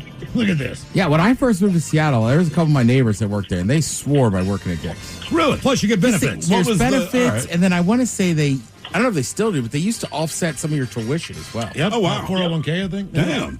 All right, Dix, keep doing what you're doing, man. You should call them Dick's benefits. Also, those places are amazingly clean. I used to They do a run great by job. Used to run by the Dick's on 45th. Man, they are in there just absolutely scrubbing that place. Why don't they call it from head Dick's to with toe. benefits? Right? That's how I'd advertise it. Yeah. That's just me. Well, the poster, for new hires. That's exactly it. Dude, and like last time I went to the one in Lake City, it was just Saturday afternoon. There was just a dude sitting there, and he's like, "Yeah, like I'm traveling. Heard I had to come here." Yeah. And then he sat on the edge of his tailgate, and I ate a burger with him. That sounds like you. Yeah. Yeah. Dick's, bringing people together. Ah, you can make a new friend. Yeah. All right, here's your question, ma'am. Which food manufacturer produces and sells Cheese Whiz? Oh, let's see here. Is that Kraft? One and done. Oh, wow. That's our first one and done of the day. It is our first one and done of the day. What? It's hard to find something in the grocery store that Kraft doesn't own now. Okay. Yeah, they're umbrellas. On that note, instead of giving you a 50-50 question, I'm going to ask you the next question on the list. All right, so you got Kraft making Cheese Whiz. What was the name of Nabisco's Cheese Whiz competitor? Easy Cheese. Oh! What are you, a connoisseur, Justin, of canned Of cheese? aerosol cheese. I love that stuff, man. It's Yeah, so apparently freaking so. Damn. Damn. Good job. Yeah. Well, one came out more like a star. Do you remember that one? Which one was it? That had the ridges Is on that it? I think it's Easy Easy cheese. And one came out more like a tube, like toothpaste. Yeah, the spray cheese, like my brother and his friends loved it. For some reason, we didn't. And it just the 7 years difference. Like, I wasn't big on it. Really? But you Yeah. don't mind You like didn't just the cheese they give you, like when you get nachos at a baseball game or something, just that Correct. greasy. See, Yeah, I'd I rather was do more- easy cheese than that nacho cheese. I was more of like the little packet that had the crackers and the little red spoon, and Yeah, you and yeah. wipe the cheese on it. Yeah. Or That was- spread it. Spread it. That's more like Wipe it. That's more like my favorite is the port wine or cheddar cheese ball with the nuts on the outside. That's what it says. Holiday. It's almost It the says same holidays. exact cheese as in that little dip thing. Yeah. Like that's what I go for. Would you be mad if you found out that it crusted in all these nuts and blah, blah, blah? It's just easy cheese, formed into a ball. You're right though, man. You go someplace and they got a nutty ball of cheese. You're like, game on. I buy one twice a year. Y'all got nutty balls of cheese? They're so good. I'll tell you what, man. The QFC, the Murray's Cheese Shop, they got it just left my head. What's the pimento cheese? Oh yeah. Oh, yeah? Yeah. It's pretty good. As an adult, I like it. As a kid, I'm like, what is this? But I tell you what, you can't toast the bread, and it's always going to be soft white. For what? You can make a really first of all, pimento cheese sandwiches should not have crust. I know that sounds crazy, but they should be. Why? I don't know. It's just the way they do it in the South. I was going to Never say, crust, always white bread, always soft. I just put it on crackers. I don't think I've ever made a pimento cheese sandwich. Well, get in there, man. I've been lazy. Hello, Jerry. Welcome to the men's room. Weed, whiskey, and wenches. Hola. Jerry, are you sober or not sober? Sober. Sober Jerry. Welcome to Big Dummy. All right. Jerry, our men's room poll. You're going to work a new job. You working in retail, fast food, daycare, or a cook? Oh, my guess is retail would suck the least. Retail would suck the least. Okay. Okay. I think it's just got to, I'm going to date myself, It but really you got to work at like a Target or like a Fred Meyer's around Christmas. You think that'd be the fun time? Oh, it'd be the worst. Oh, okay. All right. See, Fair. look, it's always. All right, there's your pimento sandwiches. I'd eat that. Mister, I hate tea time, but he likes his little sandwiches without Without crust. This is just how they make it. All right, Jerry. He likes that southern Yeah. tea through. Yeah, Right. I don't know why. Minding Why his did I own do- why did I business. do that? I don't know. All right, here's your question. What mountain is the tallest point in Greece? Oh, in Greece, Mount Etna. Vesuvius. Olympus. And Vesuvius is in Italy. See, I knew that. Those in the Mediterranean. Yes. All right, your question. What is the technical name for the pound sign? It's the it's the hash. Hashtag is another nickname. That's another nickname, yeah. But it's not double. It's a hashtag, it's the pound sign, it's the number sign. But it's actually... Duo. It's named Brian. Lego. Mike was right. It's Brian. No, it's actually technically called an octothorpe. Brian Octothorpe. Oh, okay. Octothorpe. Uh-huh. Because it has 8 points, and the guy that created it, this is not a joke, was a huge fan of... Tic-tac-toe? Now, the famous Thorpe, Pennsylvania. Jim Thorpe. Jim Thorpe. Oh. He literally called it the Octothorpe because he loved Jim Thorpe, and it has 8 points. See, it could have been the Octo Montgomery if it were you. I'm going to name this number symbol after you. Jim Thorpe was like, cool. Thanks, man. I'd have named it the Tic-Tac. Tic-Tac. There's already a mint named after that, Miles. I'd have What's named that? it the... Man! That's already a mint. Wouldn't matter. Spell it different. Well, it's tic-tac-toe. Well, it's TikTok. Yeah. I ought to do a TikTok of me eating Tic Tacs and flip-flops. That'll be the whole point. Tic-tac-toe. I'm wearing flip-flops But you're eating playing tic-tac tic-tac-toe. while playing tic-tac-toe on TikTok. Join me on TikTok and watch me And tic-tac don't be some flip-flops. ticky-tacky about it.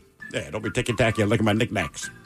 All right, your question. What island off the coast of California was once called Pelican Island? Santa Catalina. Alcatraz. Alcatraz. I like the way you threw in the Santa. I know. Yeah, very authentic, even though it was wrong. Authentically wrong. Yeah. Who was that guy that used to have that show on, like, Sunday mornings? The McLaughlin Group. Wrong. Oh, yeah. It's like a political talk show. But Mike, he would have on people of like Democrats, Republicans, but he'd just be like, wrong. And then correct them. He was like his own buzzer. Yeah. Damn. All right, your question. What does THC stand for with regards to weed? Tetrahydrocannabinol. Sure. Knowledge. I won't ask how you know that. You know how he knows. Have you seen the new one? What do you mean? Because THC is like you're going to get stoned. Yeah. Then you have CBD, which has like the relaxing healing properties. Right, now there's the new one, CBG or something. What is CBG? I don't know. She told me it was in those mints, and I said, all right. Or it was in like a liquid. I said, Did you drink it? I did. I said my hip hurts. I got a 5K tomorrow. She goes, this one has a lot of CBG in it too. And I said, okay. Did it work? CBG is a non-psychoactive cannabinoid found in small amounts in the cannabis plant. It is considered the mother of all cannabinoids, as it is a precursor to THC and CBD. This little drink I had all three of them. And it helped. I felt great. May help with pain, inflammation, and anxiety. Damn. May have neuroprotective effects. May promote bone growth. May have antibacterial So why don't properties. they just put that in like, Mountain Dew? Yeah, no Like, kidding. just put a couple drops in there. Like, look, it's crap for you, but Here you go. yeah, Your bones seriously, we're grow. throwing you a little bone here. You Throw a can, little bone there. Hello, Mike. Welcome to the men's room. We're on fire. Hello, Mike. Oh, hola. Hola. Mike, you on team sober or team not sober? Team sober, baby. All right, Mike, welcome to Big Dumpy. All right, we're going to get a new job there, Mike. You taking retail, fast food, daycare, or to be a cook? I'm going to have to go with cook. Cook. All right, what kind of food would you hope to be cooking? Barbecue. Ooh, all right. What was, of all the places you work, Steve, what was the most difficult style of restaurant to be a cook in? I mean, I never worked specifically in a French restaurant, but French cooking is almost like baking where everything's super precise. So I worked at Commander's Palace in New Orleans, a lot of French influence. Huge French influence. One of the things we had to make, and I hated this, all right, because they would do, even at lunch, they did about 450 tickets, right? I mean, it was a constant barrage. Seriously, I mean, it's a legendary place. So You're right, but that's just a lot of. They average $750 to $900 for dinner, $450 for lunch, right? So you're just always busy. But one of the things we serve there, some kind of souffle. I do not remember entirely what was in it, but if you wanted the souffle, you had to order it basically when you came in. Yep. So even when they say like, "Hey, can I get you a round of drinks?" If you wanted the souffle, you ordered it then. It's about a 20-minute process to make this thing. It's super delicate, but it was placed in an oven that had like the double doors.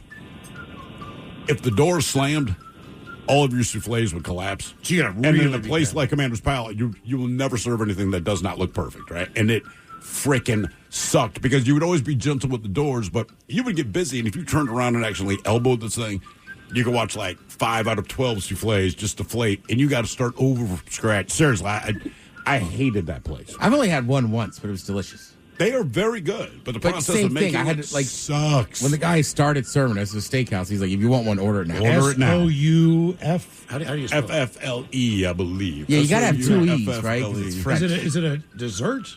Yeah, souffle. Yeah. Oh, it's a I've souffle. never had it. If you want one, you better know when you come in. Huh. Right? So it puffs up like that, and that oven door would close, but even a little jolt, because it's super delicate, the thing would collapse, and life sucked. Huh. How about that? But very good, very good. I bet this day and age, you could probably buy one at the grocery store. It's like souffle at a cup. Probably. All right, here's your question. 2 elements make up the mineral quartz. Silicon is one of them. What is the other? 2 elements. Granite. Oxygen. Ooh. Mm-hmm. All right, multiple choice question for you. Fish, amphibian, reptile, bird, or mammal. What type of animal was the now extinct quagga? Quagga. Fish, amphibian, reptile, bird, or mammal. What was a quagga? Shut your quagga. Amphibian. I'm going to go based on the fact that typically Q animals are birds, that it's a bird. I'm going to go mammal. What Q animals are birds? Like a quail. Okay, yeah. That's And a twin.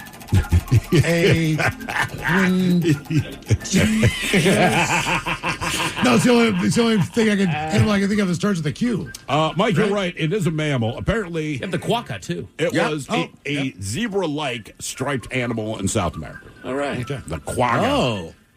So they had South Africa or America had a zebra, too? South America it was a zebra striped, but not a zebra. Okay. It's just an animal that has... Like a zebra striped cat would just be a tiger, or tiger striped horse would be a zebra. In fact, we always say duck-billed platypus. Yeah. And I feel no like, other platypus. No. Why don't we call it this? Why don't we call the duck a platypus-faced water chicken? Right? Why does the duck get top billing describing the platypus? Why can't we describe...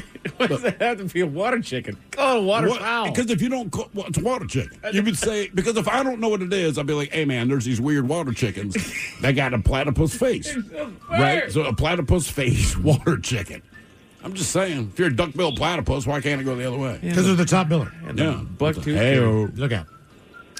All right, your question. What is the name of the cosmic being that eats planets and is a major enemy of the Fantastic Four? Tina. Eats planets? Eats planets. Wow. And what'd you say it was? One of the major enemies of Fantastic Four. I know the Silver Surfer essentially works for this dude. He's the herald, if you will. Silver Surfer goes, hey, I got bad news. My boss is coming, and he eats planets. Yeah. And you live on one. The devourer of worlds. He has a stupid headpiece, too. Oh, Lord, I have no clue. I'm lost. Galactus. Look up Galactus. He does not look like something that would eat worlds. And I get it. It's the human manifestation. What do you think a planet eater would look like? If they said, Mike, hey, man, we need a this little character. more monstrous. It looks like a dude in a goofy-ass outfit going, I'm going to eat your planet. Better look out. You're right. Like, how did the headpiece come in? Tummy's rumbling. I can't spell. I just got a little ferret-looking animal here. What in the world did you spell? Galactis. Galactus. Galactus. I want to hear you on a spelling bee. That is Galactus. That is Galactus. Galactus. All right. Your question. AC. Actress Julie Andrews won an Oscar for her role in what Disney movie?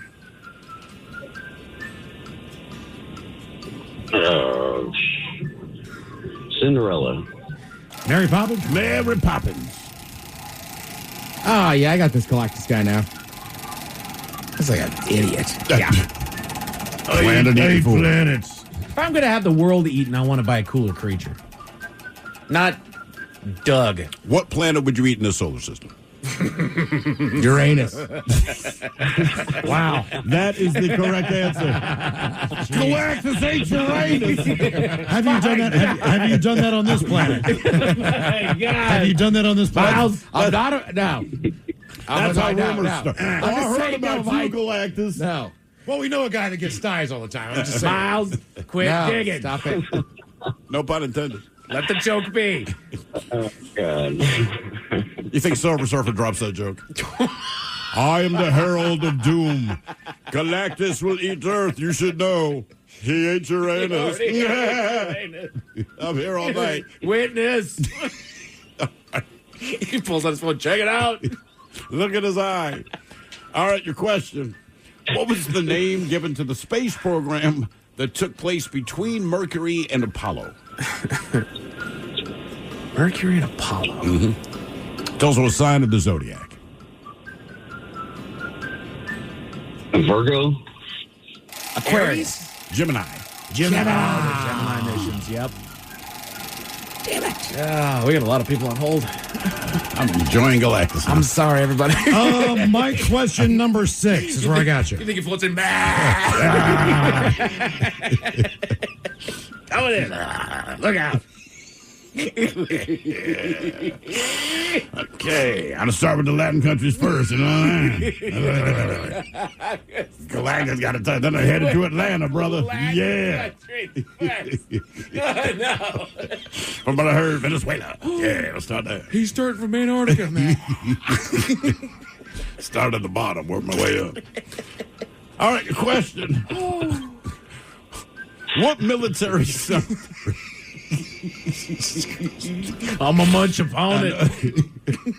Hey. What military cemetery is located across the Potomac River from the Lincoln Memorial?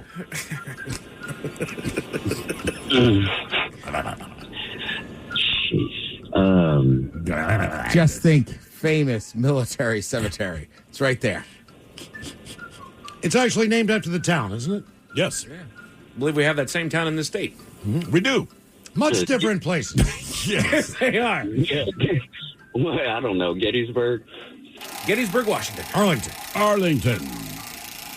So we have 7 questions now, Mike. All right, 7 questions. Your question, what vehicle was driven by Michael Knight? Yeah. Hello, Michael. Did not include the caboodle. Now, Kit from Knight Rider. Oh, gosh. Okay. Focus now. Focus. No, it wasn't a Focus. It was a Dodge, I think. Actually, it was a Pontiac. It was a Pontiac. Yeah, it was a Pontiac. Ah, nice try. Damn it. Would have been funnier if I knew. All right, your question. Ian Fleming, the author who created James Bond, also wrote one children's book. Was it Where the Red Fern Grows, Charlotte's Web, Chitty Chitty Bang Bang, or A Monster Calls? Charlotte's Web. I'll say what a monster called. Chitty Chitty Bang Bang. Was it really? He wrote James Bond novels and Chitty Chitty Bang Bang. Okay, question 9. Although it should be noted, if you are in, I believe it is China, the translation for James Bond is Mr. Kiss Kiss Boom Boom. Okay. Yeah, seriously. So something about repeating words. Sounds like Alexis is back at it again. Yeah. I mean, Chitty Chitty Bang Bang and James Bond both have unrealistic weapons and flying cars. You know, that is very true. All right, here's your question. World War II secret agent Yo Thomas and Serbian double agent Dusko Popov. Oop, he just donged us. He gave up. I was going to say, they were the Damn, real-life man. inspiration for what fictional character? Boris and Natasha. James Bond. James Bond.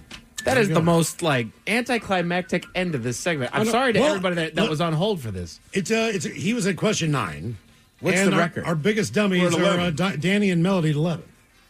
So he was getting right up there. Climbing his way I up figured the Night Ranger question. I'm like, Night Rider? Night Rider. Goddamn it, Night Ranger. Sister Christian, yes. Never mind. Even Still Rockin' America was a good guess. Head Chef Scott up 10 Sweet Potatoes has everyday food and drinks that damage your health. And we've got your emails on the way next from the men's room at KISW.com. I need a job with a steady paycheck.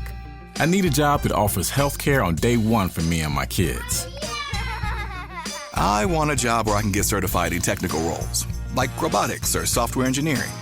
In communities across the country, hourly Amazon employees earn an average of over $23 an hour, with opportunities to grow their skills and their paycheck by enrolling in free skills training programs and apprenticeships. Learn more at aboutamazon.com.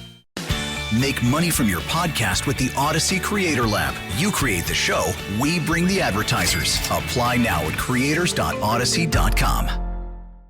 To remind you that 60% of sales on Amazon come from independent sellers, here's John from Devil Dog Pet Company. We run our family business from Sterling Heights, Michigan, but we can reach customers all over the country thanks to Amazon. Good boy. Shop small business on Amazon. Hey, Whatcom County, got an auto loan? Let North Coast Credit Union beat it.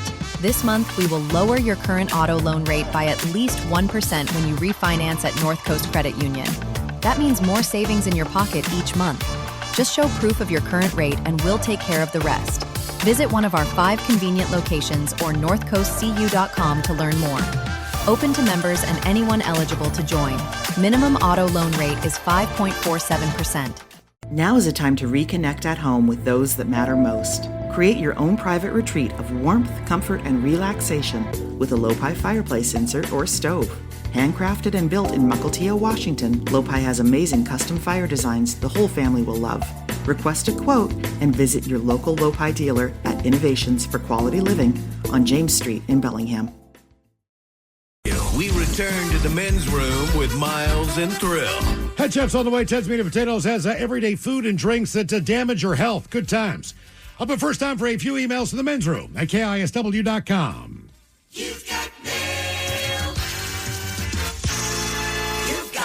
Jump right into the birthdays brought to you by Men's Room Roasted Red Salsa from San Juan Salsa Company. Dip responsibly. I do declare the final digit year birthday of Maddie pronounced Freckles. So for her final hurrah before her double digits, can Mike Hawk give her a good baby batter auction warm-up? Goofy and Mickey telling her just how many rides and ice cream floats she's going to get today. And maybe a dad joke or two for Miles. Happy birthday there, Autumn.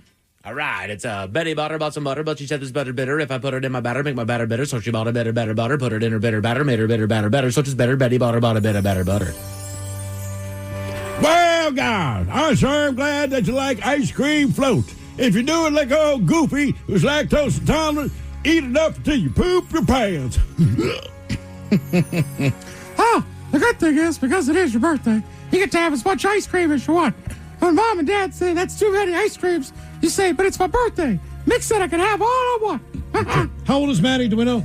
I was looking at that, Miles. I don't think they put it in there. Okay. 9? Didn't they say, what? Final digit. I'm just trying to make sure the jokes are perfect. If you're going to write an email, just put how old the kid is. Okay. All right.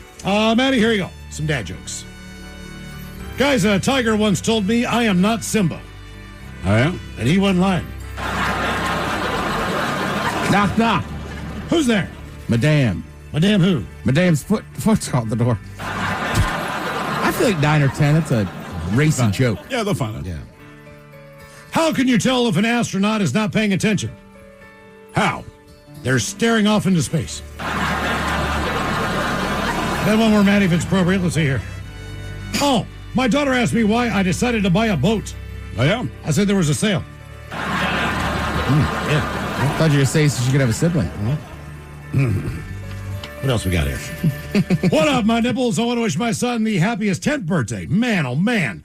Your dad is so unbelievably proud to be able to call you his son. You never cease to amaze me, Bino. I just wish you would stop wearing your clothes backwards. You're not crisscross. You're just like to jump around a lot. Anyway, can I get Coach Ted with some advice about joining the double-digit ranks and some dad jokes for Miles? Thanks, guys, and happy 20th and maybe 20 more. That from Julius. What's his kid's name? Bino? Bino! All right, listen up, Bino. A lot of stuff going on, but you're 10 years old now. So your dad says you can't wear your clothes backwards. You tell him, hey, I'm 10. Do what I want now. And obviously, you should look at your dad and say, Dad, why don't you learn what fashion is? I'm 10. And by the way, who's crisscross, Dad? Yeah, exactly. Jump. How to date yourself. Speaking of some dad jokes. What is Barney's favorite letter? Guys, what is Barney's favorite letter? You. He loves you. Boy, that show is painful. It's been a minute since I've seen it. It should say that way. You still got those old Barney ones anywhere, Miles? The Barney one, like we used to play Barney songs and just bleep out words. I mean, I think probably Eric has them. Yeah, that was somewhere. good. We should do that again. Yeah. There was nothing wrong with them, but you bleep out a word in some of Barney's songs. It sounds awful. Okay. What does... I know. Do you know why people live next to a... Oh, do you know why people living next to a cemetery cannot be buried there? No. Because they're still alive. All right.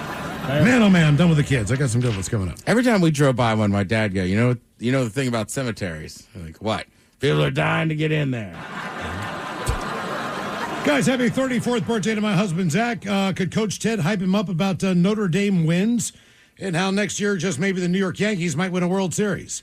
That from his wife, Katie, and his cat, Zeus. You guys rock. All right, first of all, I'm going to assume your wife, Katie, is 10 years old or 10. You met her 10 years ago because, frankly, the Yankees and Notre Dame just aren't that relevant. Right. Notre Dame, you might have a chance of making the playoff. Who knows? But hi, the coach is not going to talk up the Yankees. Coach was more than happy last night to watch the Blue Jays beat the Yankees. Then hear, people kind of crack on them. Yankees lose. Aren't they out of it? Yes. Yeah. Look, this guy likes Notre Dame and the Yankees, right? He's had a lot of good years. I bet he likes the lot of Lakers. years. He probably likes the Lakers, The Patriots. maybe the Cowboys. Red Sox. Well, I can't like the Red Sox, but there was always those guys. It's like, I'll oh, just pick the winning team. Yeah, I better be watching soccer. I used to love Man U. Mm-hmm. Guys, this is Brian the Welder. Today is my beautiful wife Chelsea's birthday. She's an amazing mom to our twin girls, and I can never tell her enough how much she does. Give her some extra dirty Germans, please. Appreciate it. Yeah, what was her husband's name? Brian the Welder. Yeah, Brian, don't be upset, but when I say one time I was in Chelsea, I'm not talking about the town. Yeah, the funny thing is, the sparks were flying, and we were all stuck together, like almost welded. Yeah.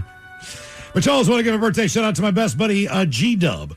Old Geezer's 39, has been an avid listener and beer drinker since he was in diapers. So can you give him a little kid fish sandwich, a bong rip, and some advice from Coach Ted about being newly single and back on the market? You guys rock. Thanks. That's from G Dizzle. Fish sandwich. Same kid.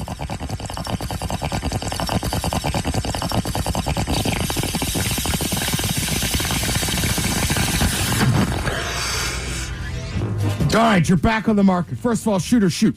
Take shots. Take chances. Second of all, if you have a female friend, maybe you're friend zoned, whatever, but she's good with other women, take her out with you, all right? It's kind of like fishing, right? You got to throw the line in first, and she will help.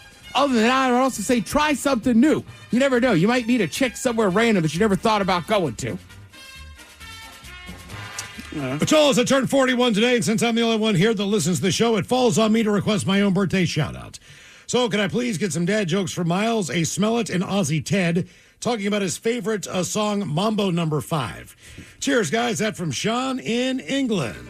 All right, Sean, I'm going to hit you with some good ones here. Guys, if the devil started going bald, would it be hell to pay? I like it. Ted, what is Stephen Hawking's favorite food? What is Stephen Hawking's favorite food? Rolaids? His shoulder. What does a prostitute and a TSA agent have in common? I don't know. Both get paid to touch your junk. Smell it. Oh, damn. Ted here from Melbourne. I'll be talking about that old Mambo No. 5, huh? Hey, down here, we never got to hear it. They said it was too dumb for us Aussies, so we never listened to it. Ironically, though, Lou Bega, Australian. Is he? No. Oh. All of the shows, please help me wish my husband his happy 45th birthday. Maybe the coach can help remind him it's okay to celebrate those milestones. And the Dirty Germans talking about Excel spreadsheets. Spreadsheets. Did you seriously say spreadsheet? I did. Oh, damn. That from his wife and number one fan, Candace. Spreadsheets. Back to Galactus. Galactus is coming back. Hey. I don't know why they came out so easy. So it's just like I say it all the time. What is his name? I don't know. Anyhow, Candace's husband.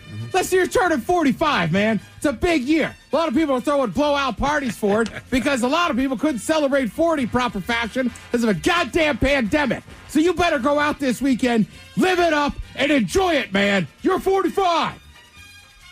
Coach is turning 45, too, so I'm pumped. Yeah, I think maybe you take Miles' advice and do spread cheeks on bed sheets. Yeah, I like this. And last time I played with my Microsoft, I did not spread any cheeks. Guys, Excel spreadsheet. They came out way too easy. A little bit of a drought there? I just wanted to wish my mom, my beautiful mom, Lee, a very fantastic birthday today. With an I just said that and the bird hitting the window. Anna Miles is so kind. A hello, Shane, because it always makes us laugh. Happy birthday, Mom. I love you. That from Jess. I just said that. Hello, Shane. And finally, gentlemen, could you give my amazing wife, Jess, a happy birthday? She turns 50 today. Gone through a lot together, and yet she still decides to be with me on this crazy ride of life. I guess it helps I'm good looking. Could you please give her some turtle wax? You like that? And the captain telling her what dirty things the captain does with mermaids. Thank you, guys, and hope your day goes by smooth. That from the Tiger Viking. You like that? You like that?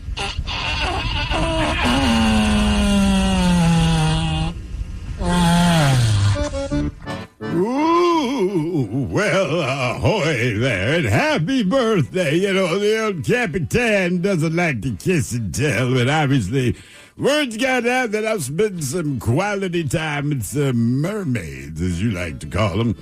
How to say one particular lassie that I met under the sea, she called herself the hotel. I said, what do you mean? She said, you should stay at the Holiday Finn in the old Capitan did. She left the light on for me. Crunchberries. Hotel Finn, huh? Hotel, it was her idea, not mine. She said, would you like to stay in the Holiday Finn? Kind of hard to find the orifice out of. Say, where's the old door on the Hotel Finn? It was all about the mouth hug, Ted. All right, guys, here we go. Happy, happy, happy birthday. Happy, happy, happy birthday. Happy, happy, happy birthday to you, to you, to you. I need a job with a steady paycheck. I need a job that offers health care on day one for me and my kids. I want a job where I can get certified in technical roles, like robotics or software engineering. In communities across the country, hourly Amazon employees earn an average of over $23 an hour, with opportunities to grow their skills and their paycheck by enrolling in free skills training programs and apprenticeships.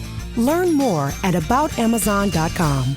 Now is a time to reconnect at home with those that matter most. Create your own private retreat of warmth, comfort, and relaxation with a Lopi fireplace insert or stove. Handcrafted and built in Mukilteo, Washington, Lopi has amazing custom fire designs the whole family will love. Request a quote and visit your local Lopi dealer at Innovations for Quality Living on James Street in Bellingham. Hey, Whatcom County, got an auto loan? Let North Coast Credit Union beat it. This month, we will lower your current auto loan rate by at least 1% when you refinance at North Coast Credit Union. That means more savings in your pocket each month. Just show proof of your current rate and we'll take care of the rest. Visit one of our 5 convenient locations or northcoastcu.com to learn more. Open to members and anyone eligible to join. Minimum auto loan rate is 5.47%. Russell is traveling for vacation. He may not be at his destination yet, but his vacation started the second he stepped onto the Bel Air Airporter shuttle. Russell doesn't want to worry about traffic or parking. He wants to relax and let Bel Air get him to and from SeaTac safely and on time. Whatever your reason for traveling, choose Bel Air Airporter shuttle. Book your trip today at airporter.com. That's airporter.com. You've built a great podcast. That content's solid, the audience is growing, but the money still not where it should be. That's where the Odyssey Creator Lab comes in. We host your podcast for free, so you can keep doing your thing while our experienced sales team does their thing, finding advertisers and bringing in revenue. No fees, no stress, just real monetization. Apply now at creators.odyssey.com and let us show you the money. Ya's a Dirty Germans, brought to you by Men's Room Original Sausage. Available through Uli's World Famous Sausage, mensroomlive.com, and other fine retailers. Schweinefly. Time to open wide and sample Ted's meat and potatoes.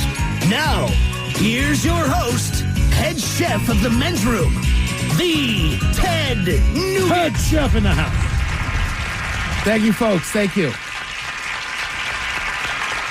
Now, sometimes, any time of year, people are trying to eat healthier and, try to lock in that diet. I shouldn't say diet. Try to lock in that lifestyle. Sure, right? There you go. Lifestyle. Yeah. Let's stop calling them diets, all right? It's a lifestyle for you. Now, oftentimes, though, there is things we all enjoy that maybe we don't realize how much it is damaging your health. Now, some of the things on this list, you can pick and choose if you want to keep doing them. There's a few of them you will. I know I will. Okay. So these are 5 things that everyday foods and drinks that are damaging your health. Now, number 5, again, I don't think any of the 4 of us are big on this, but frozen meals. I just don't.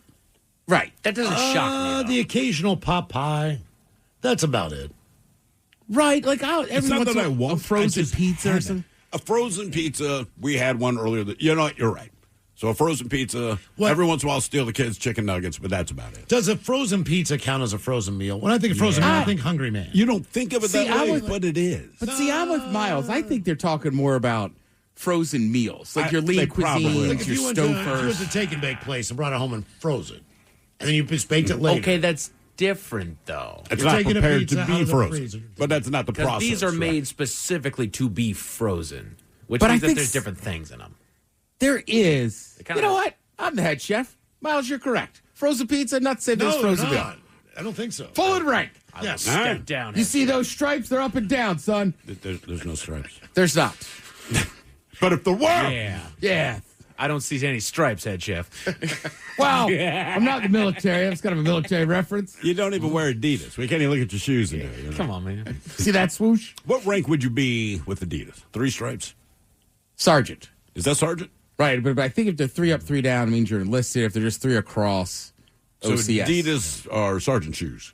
Sergeant So shoes. start calling them. You got a pair of them sergeant shoes. They say frozen meals are usually loaded with sodium and saturated fat, which obviously can increase blood pressure, water retention, inflammation, kidney strain. There's also growing evidence that heating up certain plastics, even in microwave-safe ones, can lead to chemicals in our body. Well, You would they've never been saying- microwave a pizza, Mike. Frozen pizza. Now, frozen meals, you microwave. See? See, and I would be. See? Huh? I think Huh? even like pizza rolls, not a frozen meal, just a snack.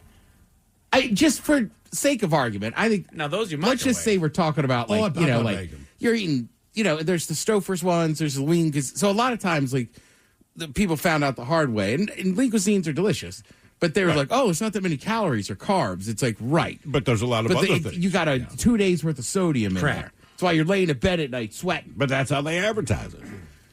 Like, hey, man, low calories. That's what you're Lay looking in for. bed and sweat. Also, What about side Hot note, Pockets? Do those count? that's a frozen meal, dude. Yeah. I don't know. To Miles, it's a snack. Just real quick, side note from the head chef here. Has anybody had the El Paso, microwavable? It looks like a nacho chip, but it's full of cheese. No. Wait a minute, hold on. Hang on. What are we El talking Paso. about here? It looks like what? One giant It looks nacho like chip? one giant Is it nacho chip. is it frozen? It is frozen. And is it stuffed with cheese? Yes, or beef and cheese. I've never even heard of this. Well, Oh my God. Okay, so it's it's El Paso's Pizza Pocket. It's their pizza rolls. Only it's got beef and cheese. Oh, bites and chicken cheese. I see what you're saying. It kind of looks like a. I'm not above like that. a dumpling. these things. I would eat the living hell out of those. I ain't gonna lie to you. It looks like a Dorito with crap in it. Are they good? It is a very good football food. Okay. All right, it looks like a pizza roll that's got just beef and cheese in it. Did you do this by yourself? Nah, me and Marshawn had them. He was How, like, how many could you house down? He goes, where did you get these? I'm like, you got to, thrill nose. I'm scouting out that grocery Yeah, store. dude. I was in there last night for 3 things. Took me half an hour. So when it gets to the weekend, it's like pulling those up. All right. Yeah. All right. Again, these are 5 everyday foods and drinks that are damaging your health. Sweetened coffee drinks. Yep. Yeah, that makes sense. Giant flavored lattes and frappuccinos can pack in more calories and sugar than an actual dessert. Bring it on. I will say by this point, I think most people understand if you're getting a giant frappuccino or something. The caramel ribbon crunch frappuccino. Say something like that. Or if you're getting a coffee just loaded with stuff, like you probably know. You know. Well, Yeah. they closed your milkshake shop. I know, man. So your consumption. See, this is going to make you healthier. I guess. There's one across the street, dude. I know. Is there? It's yes. Yeah, Columbia Tower. Wow. Yeah, seriously. You got to get over there. Yeah, no kidding. All right, this one's going to hurt everybody in here. Alcohol. I don't care. Frequent alcohol consumption can strain your liver, disrupt your sleep, increase risk of certain cancers. Even small amounts can add up over time. But it makes ugly people pretty. Does it? It does. Well, it wears off. That's why I drink and look in the mirror. That's the best I ever looked. Like, God damn, you're a sexy I don't know. son of a As bitch. the drunker I get, I start looking at ugly people and thinking you're ugly. That's just mean, Mike. Yeah, Damn. it is. I'm a mean Supposed to make person. you nice. I don't have beer goggles, man. You're just getting ugly. No, just take your inhibitions down, Miles. I get that much closer to saying it. Diet sodas. They don't have the sugar content of real soda, but some artificial sweeteners used in diet sodas may interfere with our gut health, insulin sensitivity. It's also bad for your teeth, just like the regular stuff. Aspartame, man. There's a lot of stuff, and I hear it all the time with diet sodas and everything, but this one's kind of a tough one in a lot of the health and fitness world. There's also a lot of people that are like, hey, man, if you're trying, you want to have a couple diet sodas. Yeah, it's fine. Right. Now, I will say, I think drinking them all the time, like you still need to drink water and other stuff, but Sure. it used to be, there's a few days a week, it's like, I just want to have a soda. Yeah. Last on the list, this one just hurts the most. But again, I'm not shocked this is on the list of everyday unhealthy foods. Potato chips. Yes. Right? Yeah. And it's easy, right? They're designed to overeat them. They're also loaded with salt and unhealthy fats, which contribute to high blood pressure. That's why they taste so good. All the things that are unhealthy about potato chips are why you love them. And I don't think it, like, You're telling me these Lay's potato chips that left a grease stain on the bottom of my napkin are bad Here's for my me. rule. Unless I'm going to a party or I'm having people over, I will buy a single serving bag of chips every time. And that will keep me in check. I can still have them. If I get anything bigger than that, like a Ruffles, kind of forget it. I will say, I've gotten better, but I think it helps having the pantry. So, like last night, I bought a couple bags of chips for the weekend, but I can't see them. But if it's not directly in front of your face, you'll hide the foods. Because if I leave half a bag of chips on my coffee table and I start watching TV, you're going to eat them. Without a but doubt. like if they're out of sight, out of mind. That's right. Thank you, Head Chef. We appreciate it. Coming up, we'll drink and toast with the shot of the day. You are listening to The Men's Room. I need a job with a steady paycheck. I need a job that offers health care on day one for me and my kids. I want a job where I can get certified in technical roles, like robotics or software engineering. In communities across the country, hourly Amazon employees earn an average of over $23 an hour, with opportunities to grow their skills and their paycheck by enrolling in free skills training programs and apprenticeships. Learn more at aboutamazon.com. Hey, Whatcom County, got an auto loan? Let North Coast Credit Union beat it. This month, we will lower your current auto loan rate by at least 1% when you refinance at North Coast Credit Union. That means more savings in your pocket each month. Just show proof of your current rate and we'll take care of the rest. Visit one of our 5 convenient locations or northcoastcu.com to learn more. Open to members and anyone eligible to join. Minimum auto loan rate is 5.47%. Now is a time to reconnect at home with those that matter most. Create your own private retreat of warmth, comfort, and relaxation with a Lopi fireplace insert or stove. Handcrafted and built in Mukilteo, Washington, Lopi has amazing custom fire designs the whole family will love. Request a quote and visit your local Lopi dealer at Innovations for Quality Living on James Street in Bellingham. Russell is traveling for vacation. He may not be at his destination yet, but his vacation started the second he stepped onto the Bel Air Airporter shuttle. Russell doesn't want to worry about traffic or parking. He wants to relax and let Bel Air get him to and from SeaTac safely and on time. Whatever your reason for traveling, choose Bel Air Airporter Shuttle. Book your trip today at airporter.com. That's airporter.com. You've built a great podcast. That content's solid, the audience is growing, but the money, still not where it should be. That's where the Odyssey Creator Lab comes in. We host your podcast for free, so you can keep doing your thing, while our experienced sales team does their thing, finding advertisers and bringing in revenue. No fees, no stress, just real monetization. Apply now at creators.odyssey.com and let us show you the money. The Men's Room returns with Miles and Thrill. All right, coming up at 5:08, we'll drink and toast with the shot of the day. And we do have your headlines on the way at 5:50. But first, quick check on Mike Hawk and some of the stories and headlines he is not working on. Well, thank you, Miles. An entire study has been done on which car brands and colors get pooped on more often than others. By birds, I hope you mean. Car brands? No. Recently, I would say black Acuras. Oh, no. Why? What happened? It's like they're aiming at it. Oh, which cars birds poop on the most? Yes. Not people. Oh. It's really, Miles. Are you picturing people looking at a yellow car? I just misheard what you said. So they did when say... When you said poop on, I thought you meant like people don't like it. I'm going to say red. Oh, okay. Yeah, I'm guessing red. So they said Ram, Jeep, and Chevy cars are the most frequent bird-dropping targets, and then brown, red, and black vehicles attract more mess than lighter colors. Huh. Maybe it's an easier target for them to see. Yeah. So like the top of a UPS truck is just a mess. Ooh. They say that's a good point. Yeah. They said 25% of U.S. drivers spend $500 annually on car washes or repairs related to bird poop, and they say parking undercover or using a car cover can save hundreds each Hey, year. thanks for the update. I'll take bird poop every day over a sappy tree. I didn't know I got it. No kidding, dude. Jeez, a whiz. If birds poop on different colored cars, like why are toilets always white? Like make them brown? She can't Or like, notice what if I had like a green toilet? You don't remember the green toilets of the 70s and 80s? Yeah, 70s and 80s. Oh, yeah, I guess you're right. My grandma had a green toilet. Pink and... My childhood home, actually, I think, had more colored toilets than it did just plain white toilets. If I had a choice, if I went into a bathroom at a game and I had to poop, and it's like, what color stall you want? I'd be like, I don't know, red or green. Right? We had 2 green ones and 2 pink ones and then 1 white one in the basement. Let's bring back the colored toilet. Up until about 3 years ago, my grandmother, the bathroom my grandmother used, had a carpet still. God. Oh, that was one of the worst ideas. You don't know how weird it feels to step out of the shower and step on damp carpet. It's so gross. It is just disgusting. Right. It's like, what is going on? Because you also know that, even if it is just the steam of the shower, there's still all kinds of bacteria. It makes you uncomfortable. Now she has a new bathroom. Thank God. Good. That's gone. What about when you're like sharing a hotel room or like an Airbnb with somebody? You ever have one of those friends? It's like, did you dry off at all before you stepped on this the towel? shower mat? Yeah. Yeah, because it's just soaked. Yeah. Like, did you bathe with it in the shower with you? I think there's something to be said about the Japanese method of drip drying for a while before you get out of the shower. Yeah. You can hand squeegee. Mm-hmm. That takes time. Yeah, well, you can also... It works. When you're squeegeeing your stuff in there, you can dry out. Well, I mean, like the glass, like the... Yeah, sure, Miles. It helps you get rid on fire today, dude. You have a really good shower. How old's your mom? Is she single? Excel spreadsheets. Spreadsheets. And now he's squeegeeing his stuff. Now he's squeegeeing his stuff, yeah. I should just go home and get it over with. That's right. Business. Just call it done. Yeah. Squeegee my sour cream gun. I'm back. I'm better now. I just needed the fiber up there. His mayonnaise can. Golly. My mom's be strutting into the bar tonight like, but Gummer, you look different. Like, I took care of some business. Boring me again. That's right. Hello. It's off the brain. It's not a bird turd on your car, brother. Oh. Sorry, I wasn't trying to hit it.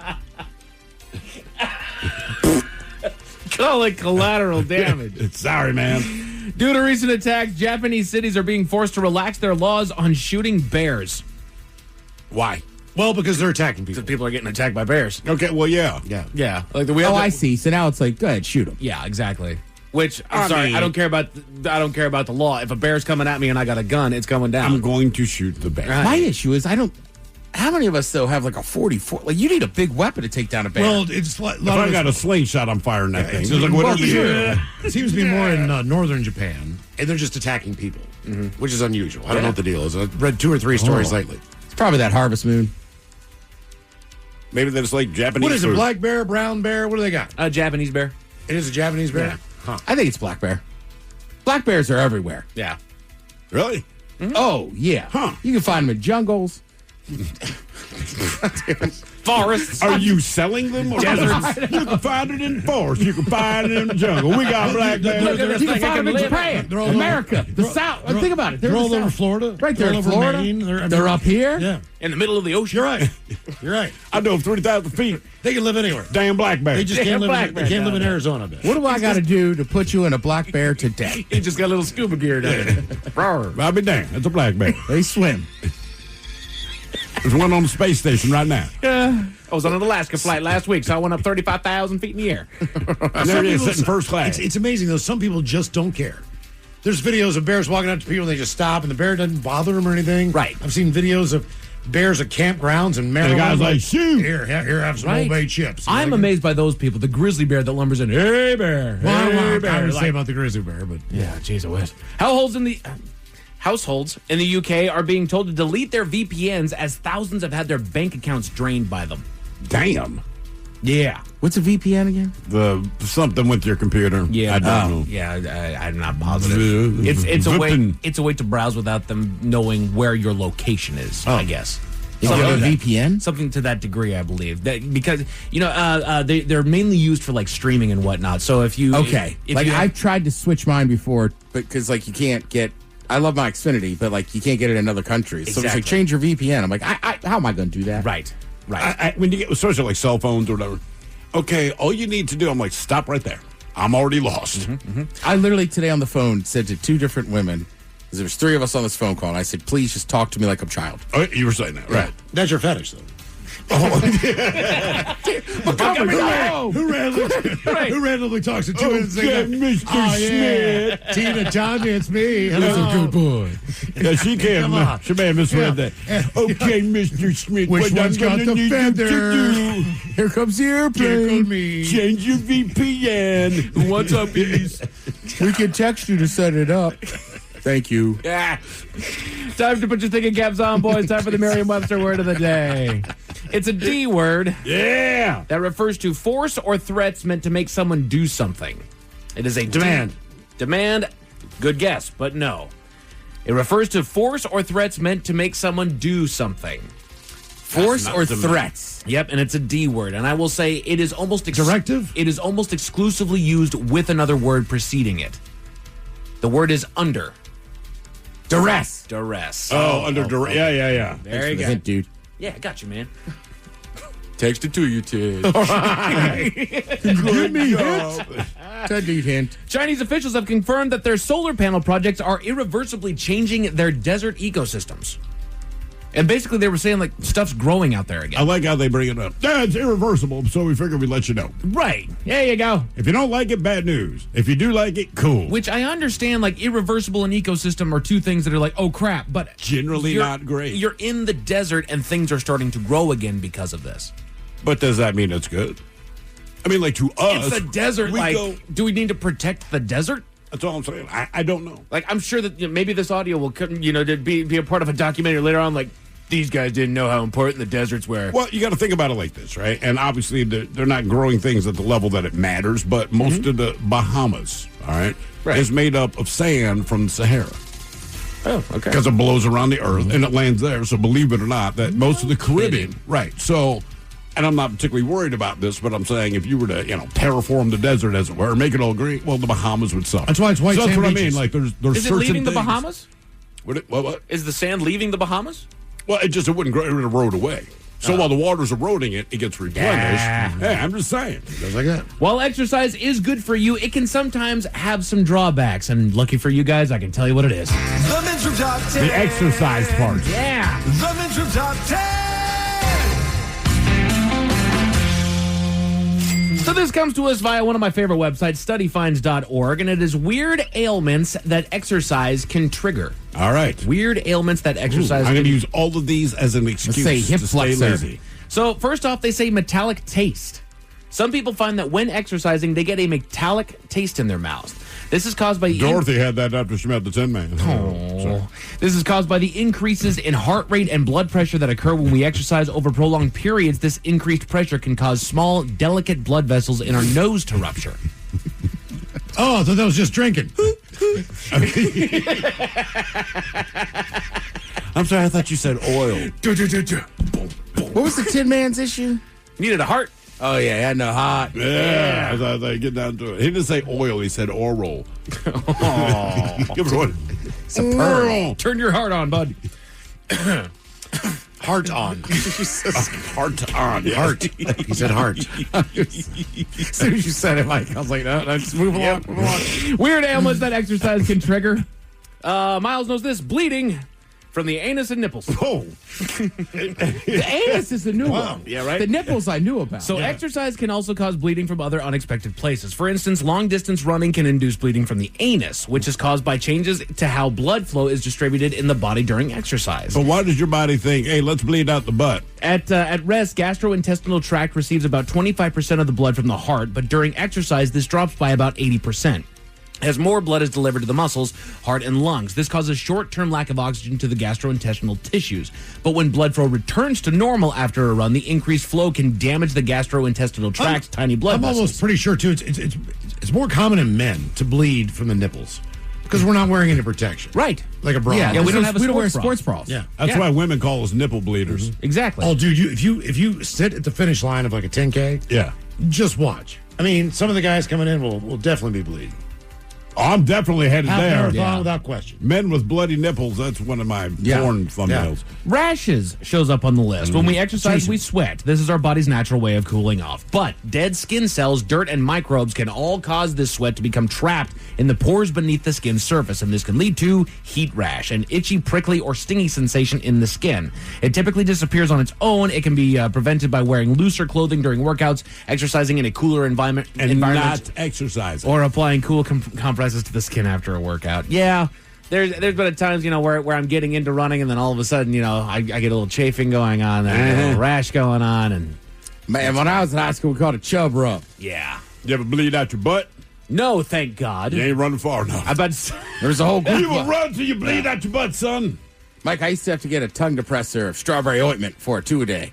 okay. There was like a line of us. Be like, oh, it's the chub rub guys. Oh, damn, man. Well, I mean, 2 Well, a day. the pads rub against Why is it strawberry if you're just rubbing it down there? It was just called strawberry ointment, but I mean, you'd be For later, after a Mike, couple that's days, sad. you'd be bleeding. Sometimes You it straps under your arm from your shoulder pads. Fun times though. Miles, do you ever get blackened toenails? Not if they're on the menu. I he'll order. have, but that's from trauma, not from just regular. From trauma? Although this stub my toe into something, drop something on it, yeah. I thought maybe somebody's like, you have horrible toenails. Although the condition is commonly called runner's toenail, it isn't exclusive to these athletes. Any sport, including tennis and dancing, where there's repetitive impact and pressure on the toes, can cause toenails to blacken and even fall off. Wearing proper fitting footwear that prevents the toes from rubbing and being squished in the shoe will reduce the risk of this. I've been lacking on cutting my toenails lately. I keep looking down, going, man, I really need to do that. Yeah. And then I don't do that. Go run a 5K. You'll remember. Okay. All right. I'm usually pretty good, and I have been pretty good with it. But from time to time, if I'm just sitting on the john, just looking at my toes, I'm like, they're getting too long, and then my neuroses gets to it, and like, then I just start ripping them off. You rip them off instead of cut them? Yeah, which I shouldn't do. I've done it too many times, and I've gotten ingrown toenails. I just bite them off. Your toenails? Yeah. You can reach? I have other people bite them off. Yeah. No way. No way. Yeah. Damn, dude. Yeah. Lucky you. Save money on nail clippers. Hey, why do you think when I was young I didn't leave the house? Right down there. All right, Ron Jeremy. Runny nose. Again, these are weird ailments that exercises can trigger. The rapid breathing that we do during a workout can increase the number of irritants, debris, and microbes that enter the body through the nose. In response, the body begins producing more nasal fluid to wash them out, which is why when I run, all of a sudden... I do that all the time when I run. I spit so doggone much. What about when you have sex? All the time. Yeah. But she likes that. You always got to wonder, like, spit on that thing.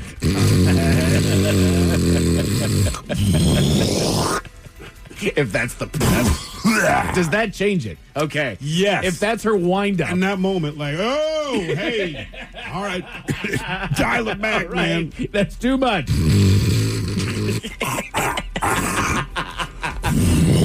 Hang on. Hang on. You missed.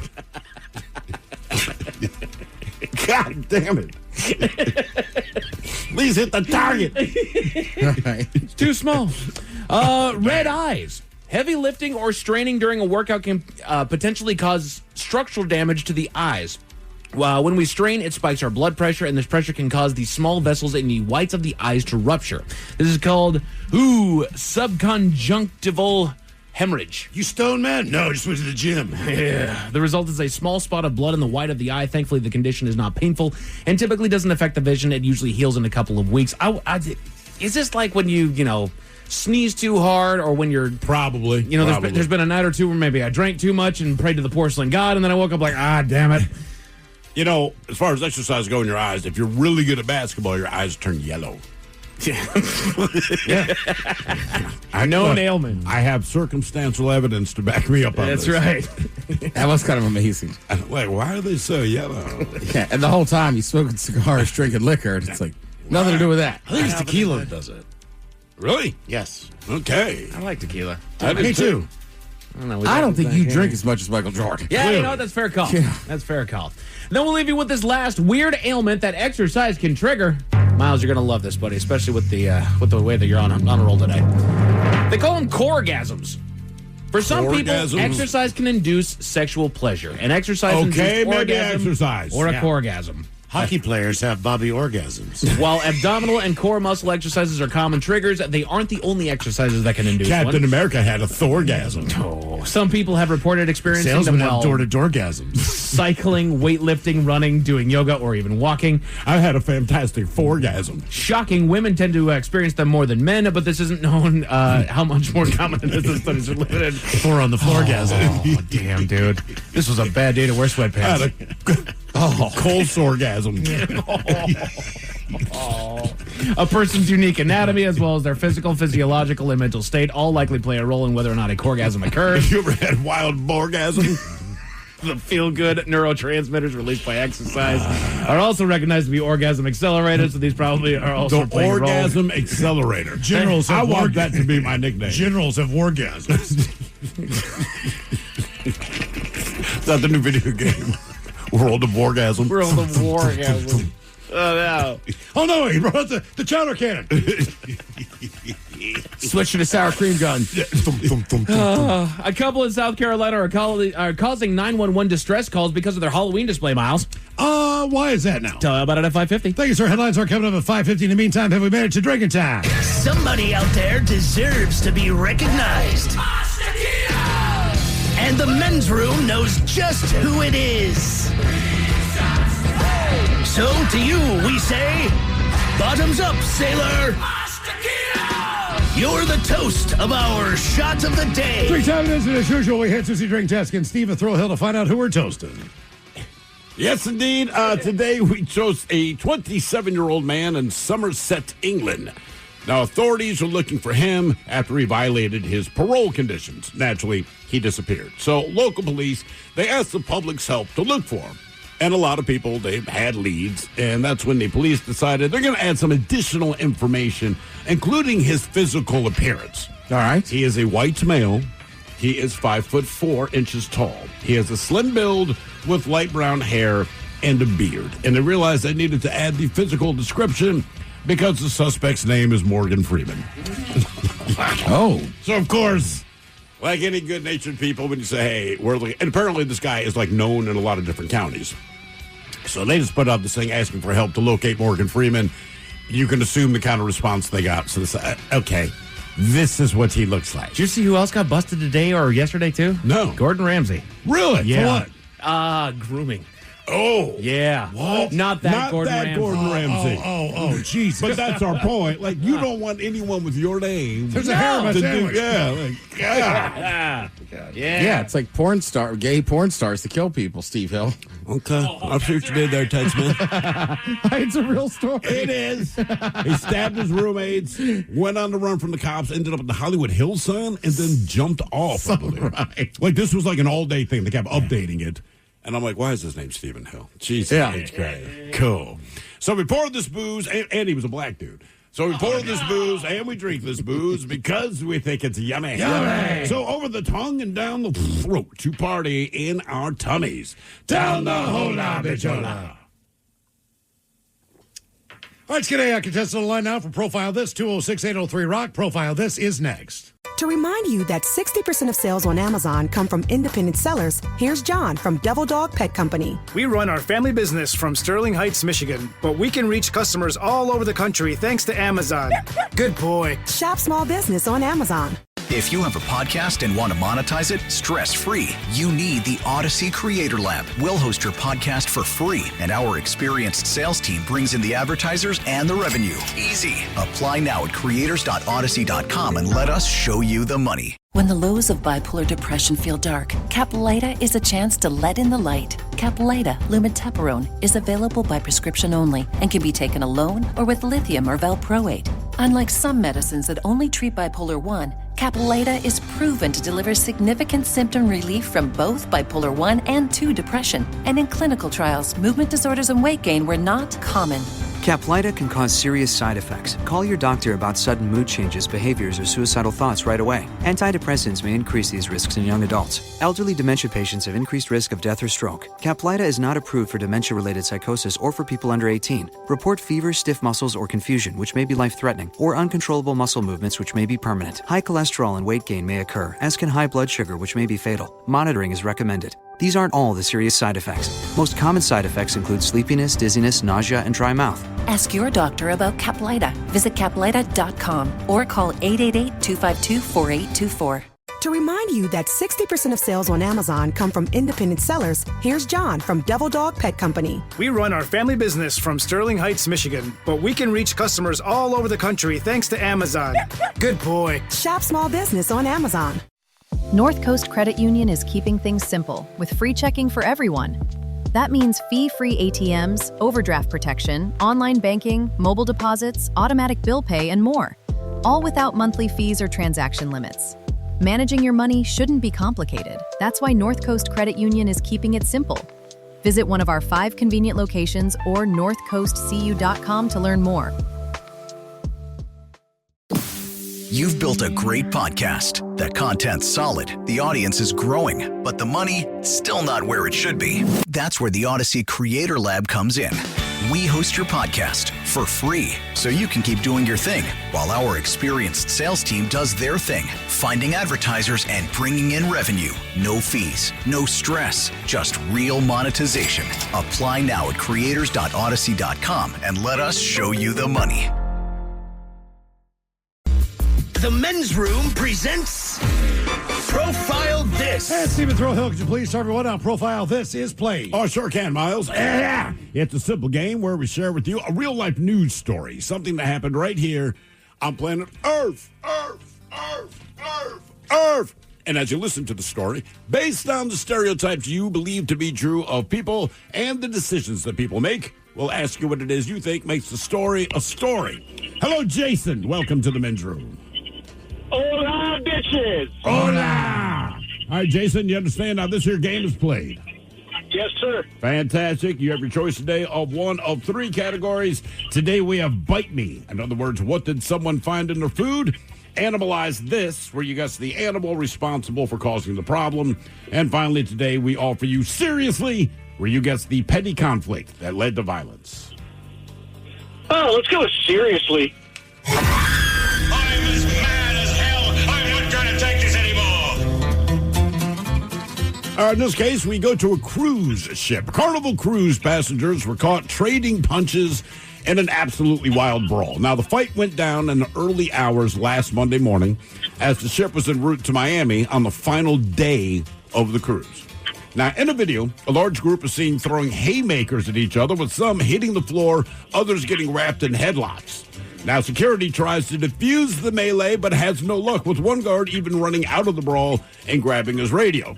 The cruise goer who captured the footage, one Mike Terra, he turns the camera on himself and says, "This is what led to the fight." Now, Terra did clarify it's unclear exactly what sparked the fight, but it broke up as the group lined up for food, all right? And that's what leads us to the question, what led to this brawl among multiple passengers on a Carnival Cruise Line? Was it that someone cut in line? Was it that someone took the last hot dog? Was it a fight over chicken tenders? Or did somebody push a child? So cut in line, took the last hot dog, chicken tenders, or pushed a child? Why did dozens upon dozens of Carnival Cruise Ship passengers start throwing haymakers? Mike, do you know this? I do too. You do know the answer? I'm going to step out of this one, Jason. All right. So that leaves Jason and the Ted Smith. I would be kind of amused if we were pushing a child. So I kind of chuckled at that one. But that's hilarious, Jason. Yeah, well, it is to me, but I have a messed up sense of humor. I think the implication here is that it was over something petty, however, and that doesn't sound too petty to me. That does sound like something that could potentially cause a brawl. So, I don't know. What do you think, Ted? Late night, last night of the cruise, you're drinking, you're dancing. You know what sounds good? Chicken fingers. You're going to go chicken tenders. All right. Okay. Or tenders. Yep. Tenders. You know what?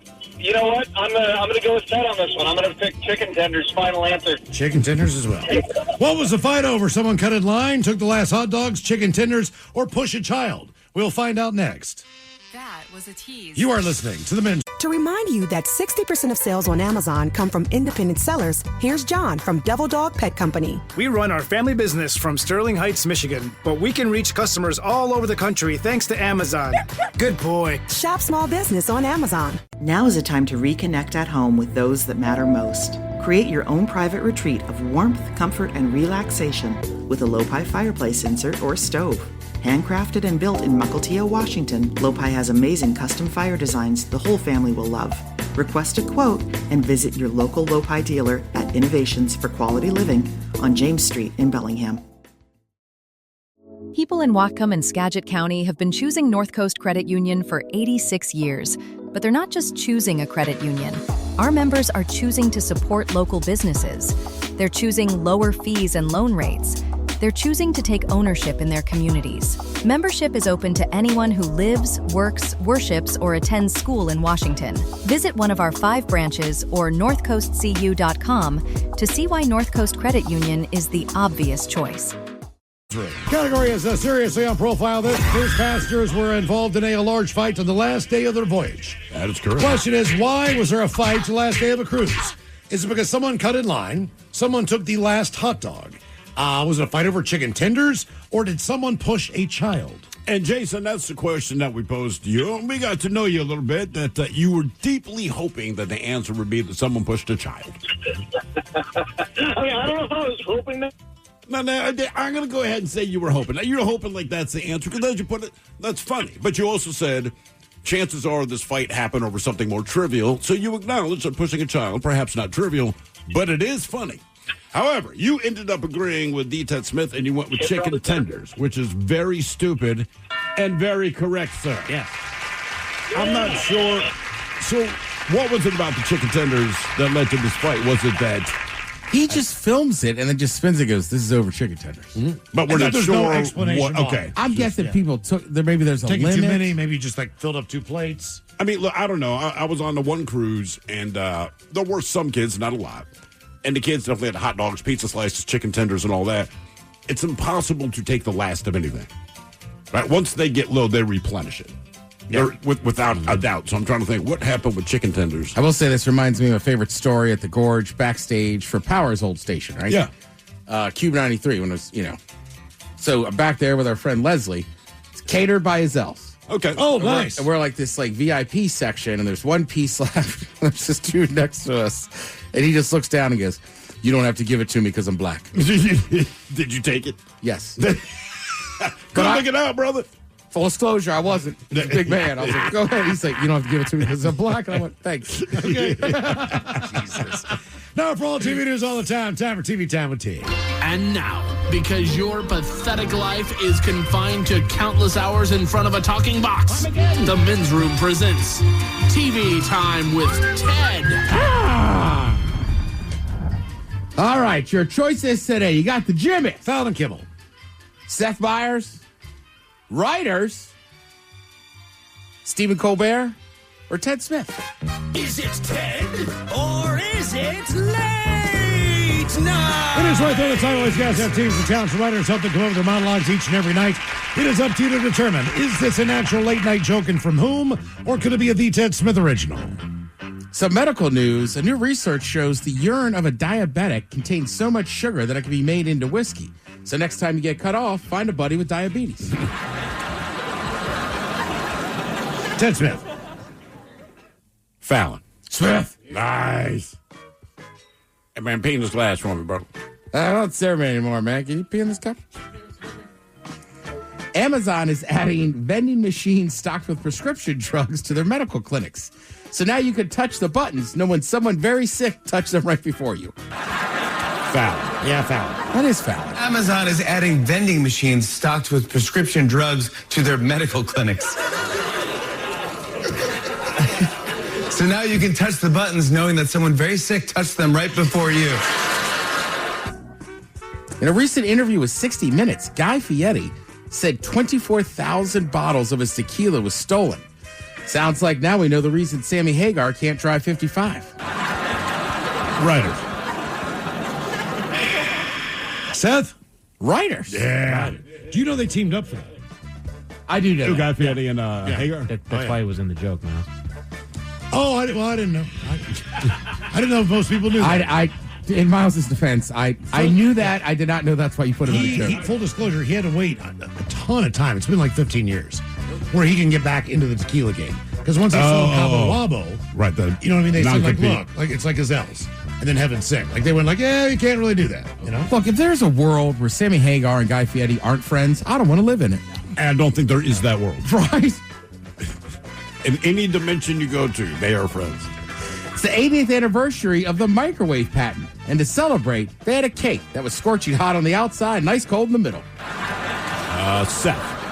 Fallon. That's Seth Meyers. It was the 80th anniversary of the first patent for the microwave. To celebrate, they had a cake that was scorching hot on the outside and ice cold in the middle. Since TSA is not getting paid during the shutdown, I read that hundreds of them have been calling in sick. Passengers are like, wait, then who just felt me up at the airport? Fallon. Yeah, it's Fallon. That's Fallon. Since TSA agents aren't getting paid during the shutdown, I read that hundreds of them have been calling in sick. Yep. Passengers are like, wait, then who just felt me up at the airport? All right, this is kind of an interesting list here. And truthfully, I'm all over the place on this list. All right. So they put out the most and least relaxing shows, TV shows to watch. All right, that's fair. Right? Some shows that help you kind of go to sleep or whatever. So basically, the top 10 of the most relaxing, most soothing shows. Are these current shows or just like all time? Both. Okay. A relaxing show. Scripted? So some of them, honestly, are just super popular comedies that I have used to go to sleep. Okay. Is Family Guy on there? I'm a Family Guy. You know what, Miles? I'm with you. I put on Family Guy, but it's not on the list. I think it's Friends. Friends is on the list. Yep. Now think about me. Seinfeld. Thank you, Mike. Okay. Seinfeld was on there.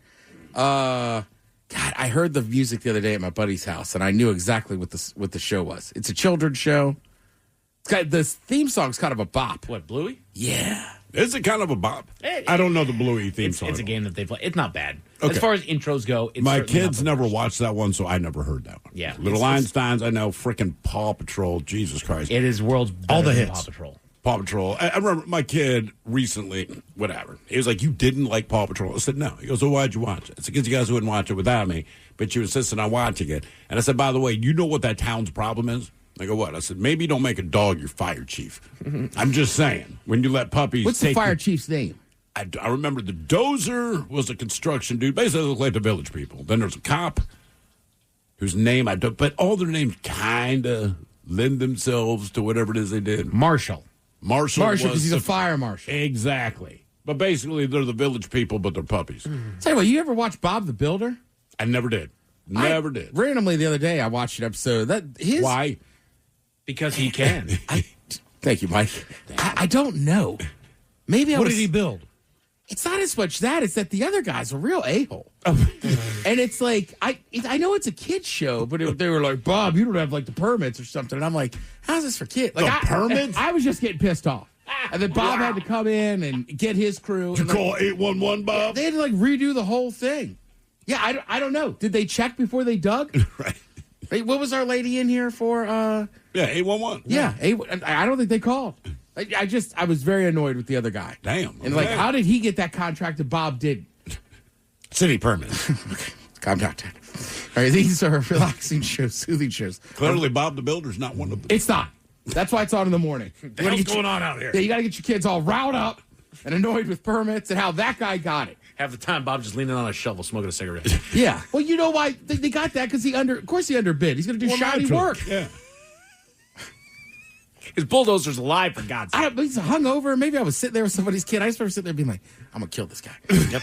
What's going on? Just let Bob do it. He can fix it. Stupid town. I'm going to kill this guy. Faulty Towers made it. That's a British TV show from the 70s. Faulty Towers. Was Faulty Towers, was that? That wasn't what was the one relaxing. with the two drunk ladies? Almost famous. Yeah, No, Ab something Fab. absolutely fabulous. There you go. Absolutely Ab Fab? fabulous. Oh, yes. Yeah, Almost Famous was the movie. Kate Hudson. Movie. Yeah. Yeah, Kate Hudson. Absolutely fabulous. Yes. They say Yes Minister. It's a British Never show heard from of the 80s. Yes, Minister. Hello, Minister. The only way you could really watch this stuff was on PBS. Back in the day, for Or sure. MTV, like with the young ones. I just know my mom loved that Ab Fab show. I have watched it as an adult and get it, but like as a 12, I was like, why They are we were watching hammered. this? Right, you get it. They're But just you like, you do know that occasionally they were hammered. that wouldn't shock me. No, yeah. Right, we said Friends was on there, and then Pride and Prejudice, 1995 BBC miniseries. I'm sure I'd fall asleep. And then Mr. Bean also makes the list. Mr. Bean. You guys still haven't watched the Bee thing yet. Yes, I have. And Awesome. it was great. It's I hilarious. need to watch that. It was Yeah. absolutely Like the one of Bee movie? No, it's No. not. It's The Man and the Bee or it's a something like show. that. Man versus Bee. It's Rowan Atkinson. every I know. episode You is know like what? 10 minutes, man. I watched it. I don't know why. I didn't care for it. And I love Mr. Bean. And then have you seen him as Rowan Atkinson? No, I gotta start calling him Mr. Bean. Have you seen him as Johnny English? No, I never saw this. Miles, watch Johnny English. What is he? He's basically he's basically James Bond if somehow James Okay. Bond just tripped his way through stuff. Okay. And So he's Peter Sellers. yeah. Pink Panther. Okay. Get smart. I don't know. Pink Panther to me was a cartoon. Oh, man, I forgot the... So the other list they have is things that are not soothing to watch. They just have a few of them. Sons of Anarchy's on that list. Okay, yeah. Dexter, Spartacus, The Boys, Mr. Robot, Black Mirror, Daredevil, Boardwalk Empire, and then Peaky Blinders. I've watched most of those. I know. That's what I'm saying. I watch Peaky Blinders and go to sleep. Would you guys recommend Peaky Blinders? Yes. I saw it the other night. Really cool show. All right. Yeah. Do you like gangster shows? Whatever. As long as it's a good show. I love Sopranos. Yeah, they do like this. Goodfellas, Miller's Crossing. Little Rascals. They were called Our Gang. Right. Yeah. So if you like gangster shows, it's really good, and it's in Birmingham in like the 20s, I guess. Okay. So it was really an asshole back then. Birmingham's still an asshole. I mean, that, to their credit, they're a tough stock. Yes. But I think they kind of have to be. I was going to say, do you know why? Because they live in Birmingham. Well, listen, if you watch The Untouchables, right? Like, people talk about Chicago now and the South Side, this and that. That movie takes place during Prohibition. And at one point, right, they're like, I can't believe you cops act like this. And he goes, yeah, I'm from the South Side of Chicago. Yeah. Like, there's always just tough parts of town. Like, Southeast D.C., my parents were like, even when we grew up, you didn't go there. You don't go there. Right? It doesn't matter what the demographics are. There's just, I don't know how to explain it. There's certain towns that are tough. And you don't go to the toughest part of the tough town. Right. Birmingham's just one of those cities. And also, it's up north. It's weird. I think in America, when you think of, I'm going to try to say this nicely, kind of idiots or backward-ass people, you think of the South. Right. But Trying to say it nicely, morons. Yeah. That was nice. I mean, buck teeth and the whole thing. But in England, it's the opposite. The farther north you go, okay, I got it's you. like they're south. Okay. Damn it. Damn. I know. There was no nice way I was going to say that. Let's see. The Hollywood Reporter did a piece on Kevin Costner. Basically, his reputation lately has been deteriorating in Hollywood, as they say. Most of this stems from Yellowstone. Yellowstone. Yeah. Like Yellingstone. Yellingstone. Can I step on the Yellingstone? So, like, I guess now they're saying he got into a physical fight with one of his co-stars, Wes Bentley, on the set of Yellowstone. Come on, man. Yeah. Bentley played the, I forget the character's name, but basically the adopted son. Okay. And they're just saying Kevin wanted him to improv during a scene. Wes felt the decision should be made by Taylor Sheraton, Well, the because show's he said creator. he studied his lines. These are the lines for the scene. And Kevin Costner wants to change the whole damn thing. Right, and Costner and Sheraton, obviously, they clearly hate each other. Okay. So you can imagine if I'm with Miles. If I'm the other guy, I'm like, look, man, he writes the show. Yeah. Let's just do it that way. So apparently no punches were thrown, but Costner got so upset, he lunges at him, pushing and shoving until they were separated. One of the other co-stars is in the corner crying. And then it just says at this point, everybody's pissed at Costner. Because they said his diva-like act, they're just like, we're done with you. And look, it's just, TV and movies are just different. It's like, he writes the show, man. Yeah, that's all. Yeah. And because you're not prepared and you don't know your lines, let's improv this. You know, Or just to say, hey, I think he would say it this I'm way or better that than way. that. Right. It's like, you're not the director. You're a fellow actor. You are Kevin Costner, I get So? it. But you're also, right, like, you don't get to do this one. Nope. Let's see. If you like short, stout, tough white guys screaming, good news.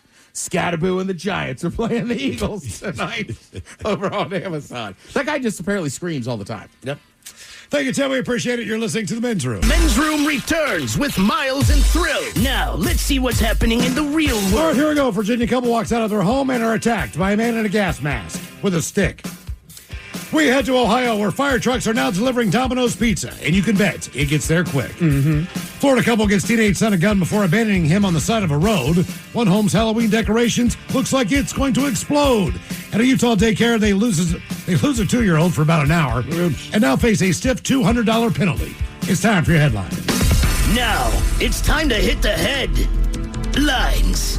Here's my car. Our top story, we're going to South Carolina, where the special effects are really something else. A couple known in the area for extravagant Halloween displays have upped the ante and prompted calls to authorities. This year, they've gone simple with the display, yet effective. It features their home illuminated with an orange-red lighting, with each window of their house glowing with a flickering yellow light, and smoke billowing out of multiple locations, giving the very real illusion that their home is on fire. If you haven't seen this, it's actually a really, really neat look. Passersby have called the fire department on several occasions, all being informed that it's merely a Halloween display, though they still check just in case because they think have to. Right. Because the house still can catch on fire. It can be on fire, yes. The department has even used the home as the background for a fire safety video that they've created. Damn. The couple is known for their embracing of the Halloween season, offering a free pumpkin patch to locals in which they lay out upwards of 1,500 gourds for folks to pick out and take home. I mean, it sounds cool. Yeah. You know, not a bad thing. Just don't make it so realistic. We do have one home that I can think of as far as where my home was located that these guys truly embrace the Halloween spirit. There's a handful of people that decorate well. Yeah. These guys go all out, and they kind of have that house. I have a neighbor that I forget that they do it every year. Yeah. I was taking the dog out for a walk Sunday. Turned the corner, and I'm like, oh, that's right. I mean, it was already full force. Like, Jesus, guys. Damn, it's man. kind of funny, kind of macabre. Okay. Like, if you're a kid, it probably scares you. As an adult, there's some very subtle nods to things that I find funny, but I'm like, that's awesome. But the thing is, the scarier you make your house with decorate, even if kids are terrified, you're going to be the number one target for Halloween. Yes. You know they have candy, right? There's no, Right, yeah. I don't care how creepy the yard is, like, they got candy. Right. And they do it up. Not a whole lot of cartoonish stuff. Yeah. You know, a lot of spider webs, a lot of, bloody hands on the window and whatnot. The lights are going up there. It's also just at that time of night and time of season. It's one of those very tall, thin houses with very sharp points on it. Like, it looks like a ghost house. All right. Like, doggone it, Full of guys. candy. Well, you bet. I'm with you. Like, I never thought about decorating for Halloween. Like, in my neighborhood, there was a couple houses, but nowadays, it's wild. It seems like it's caught on huge. Nice, dude. Yeah. And people go a lot more all out at Halloween than they do for Christmas. Yeah. Christmas, they might put some stuff in the yard. And it's inflatable this and blah, blah, blah. And it's all kind of just decent. It's fine. Maybe you have the whole reindeer set up and Santa's way. Halloween, it's like, okay, that same Santa, but we chopped his head off and blood spurts every 30 seconds. That's right. Then there's a house up in Maple Leaf that grows like giant pumpkins. Or and they're in their yard. So you can like walk by and be like, huh, giant pumpkin. Nice. Not that I've done it. You sold me on that. Well, I don't know. It seems really giant cool. pumpkin. I went over and was like, oh, the guy was like, I like, I like a giant pumpkin. A couple of years ago, the lady and I went. I was talking to your wife. Hey. Went for a Halloween walk on that night. Right. You know, decent action going on down the street, but we kind of hit a patch. We were all by ourselves, and we might have done a little bit of gardening, and passed by a house, and the gal was like, "Hey, come on up! I got candy and booze if you want." So I'm like, "Boom!" If I wasn't trying not to freak out right now, I'd be absolutely, I'd be in on that. Never went back there. Wanted to. Never went back there. Should have, man. When they offer booze, you go. I know, right? In other news, continuing with the Halloween seasonal stories, it's not uncommon for some spooky encounters to occur, and a couple in Virginia are no exception. They just had gotten home from the grocery store around 11 p.m., late night grocery shopping. What are we doing? And they say a masked individual appeared out of nowhere, wearing a distinctive outfit of tan spandex, a black jacket, and a gas mask. The unknown assailant began mercilessly beating the couple with a stick outside of their home. Oh. He eventually fled the scene, and the couple are currently recovering. Authorities have yet to catch the suspect and are asking the public for any leads. The fact that this makes news tells me it was random. Yes. Because you would know if someone's after your ass. Yeah. And you say, like, look, I got some leads. Let's keep this on the DL. Right. Until we catch the guy I think it is. Right. No, this guy's just a freak. Yeah. Odd story out of Florida. A teenager was picked up by police after an odd parting with his parents. The teenager says that he came home from school one day to his parents telling him that they were going to go on a little trip while they were frantically packing bags. As they departed, the teenager was informed that their destination was the bustling metropolis of either Guam or Idaho. What? One of the two. Well, he's from Guam. Right. Yeah. Okay. They're from Guam. Guam. Yeah. Okay, but how does Idaho figure into it? Right. So the teen then informed them that he didn't want to go on the trip, to which they responded by pulling over to the side of the interstate, handing him a couple of the bags, declaring him the chosen one, and then asked that he take care of the house while they're gone. I understand that Guam is U.S. territory. Yes. Yeah. And if you are from Guam, you're an American. Yes. Yeah. Correct. But when I read this first, and I forgot to Google it, I was wondering what you call someone who is from Guam. Guamanian. Guamanian. Is it a Guamanian? Guamanian. It's a Guamanian. I actually did it on Big Dummy like 10 years ago. That Okay. is the only reason I know. Okay. Guamanian. Okay. Well, if it's a bunch of them, they're a bunch of Guamaniacs. Guamaniacs, yeah. Yeah. Remember 10,000 Guamaniacs? Let's start calling Guamaniacs. Natalie Merchant. Yeah. Officers eventually found and picked up the teenager. Getting inside of the story and searched through the bags to find a loaded firearm inside to aid him in fending for himself. His parents were soon tracked down and arrested. They're facing some pretty serious charges. That sounds like they lost their minds. If they told their son, you're the chosen one, and left him on the side of the highway. Once you make that statement, you go, oh, I see what's happening here. You're crazy. But hey, they gave him a weapon. So. But just in case those stories left a bad taste in your mouth. Thankfully, there's good news. Over to Ohio, where local fire department is doing a little community outreach. They partnered with the local Domino's branch and have teased that your pizza could be delivered by the fire department. Random customers will have fire crew members deliver their pizza, which is free if they have functional smoke alarms in their home at the time of delivery. If not, they're taking the opportunity to either change the batteries or replace the malfunctioning units altogether, as well as deliver some tips to safely buy, charge, or recycle lithium-ion batteries to avoid disaster. I was trying to find out if there's kids in the house. Yeah. Like, it would be interesting to me if they did that, but my kids would be delighted. They're also encouraging elderly people to check in so they can stop by their house, there you go, check their smoke detectors, carbon monoxide detectors, and all that. Right. I'm not going to lie. I'd be fired up if the fireman showed up and he's in all the gear. I'm like, oh, cool. Look at that. Pizza's on the house. You got a good smoke detector. Men's Room Sports. You got college football on the ESPN affiliates and CBS Sports. Playoff baseball on TBS and True TV. Thursday night football between the Eagles and the Giants over on Amazon. And it is finally time. Hockey is back in the Northwest as your Seattle Kraken have their first game of the season as they host the Anaheim Ducks here at Climate Pledge Arena. Puck drops at 7 over on NBC and Kong. As far as your weather, tonight we're looking at cloudy and a low of 52. Tomorrow, cloudy and a high of 59. So the clouds are here. That's it for headlines. With that, Mike Hawk is out. Unwrapped Acoustic Holiday tickets go on sale tomorrow morning at 10 a.m. at 4:30. We'll be talking to Brent Smith from Shinedown. Yes, indeed. It's all true. At least we hope it is. But until then, please do what you do best. And for Aletha's sake, stay beautiful.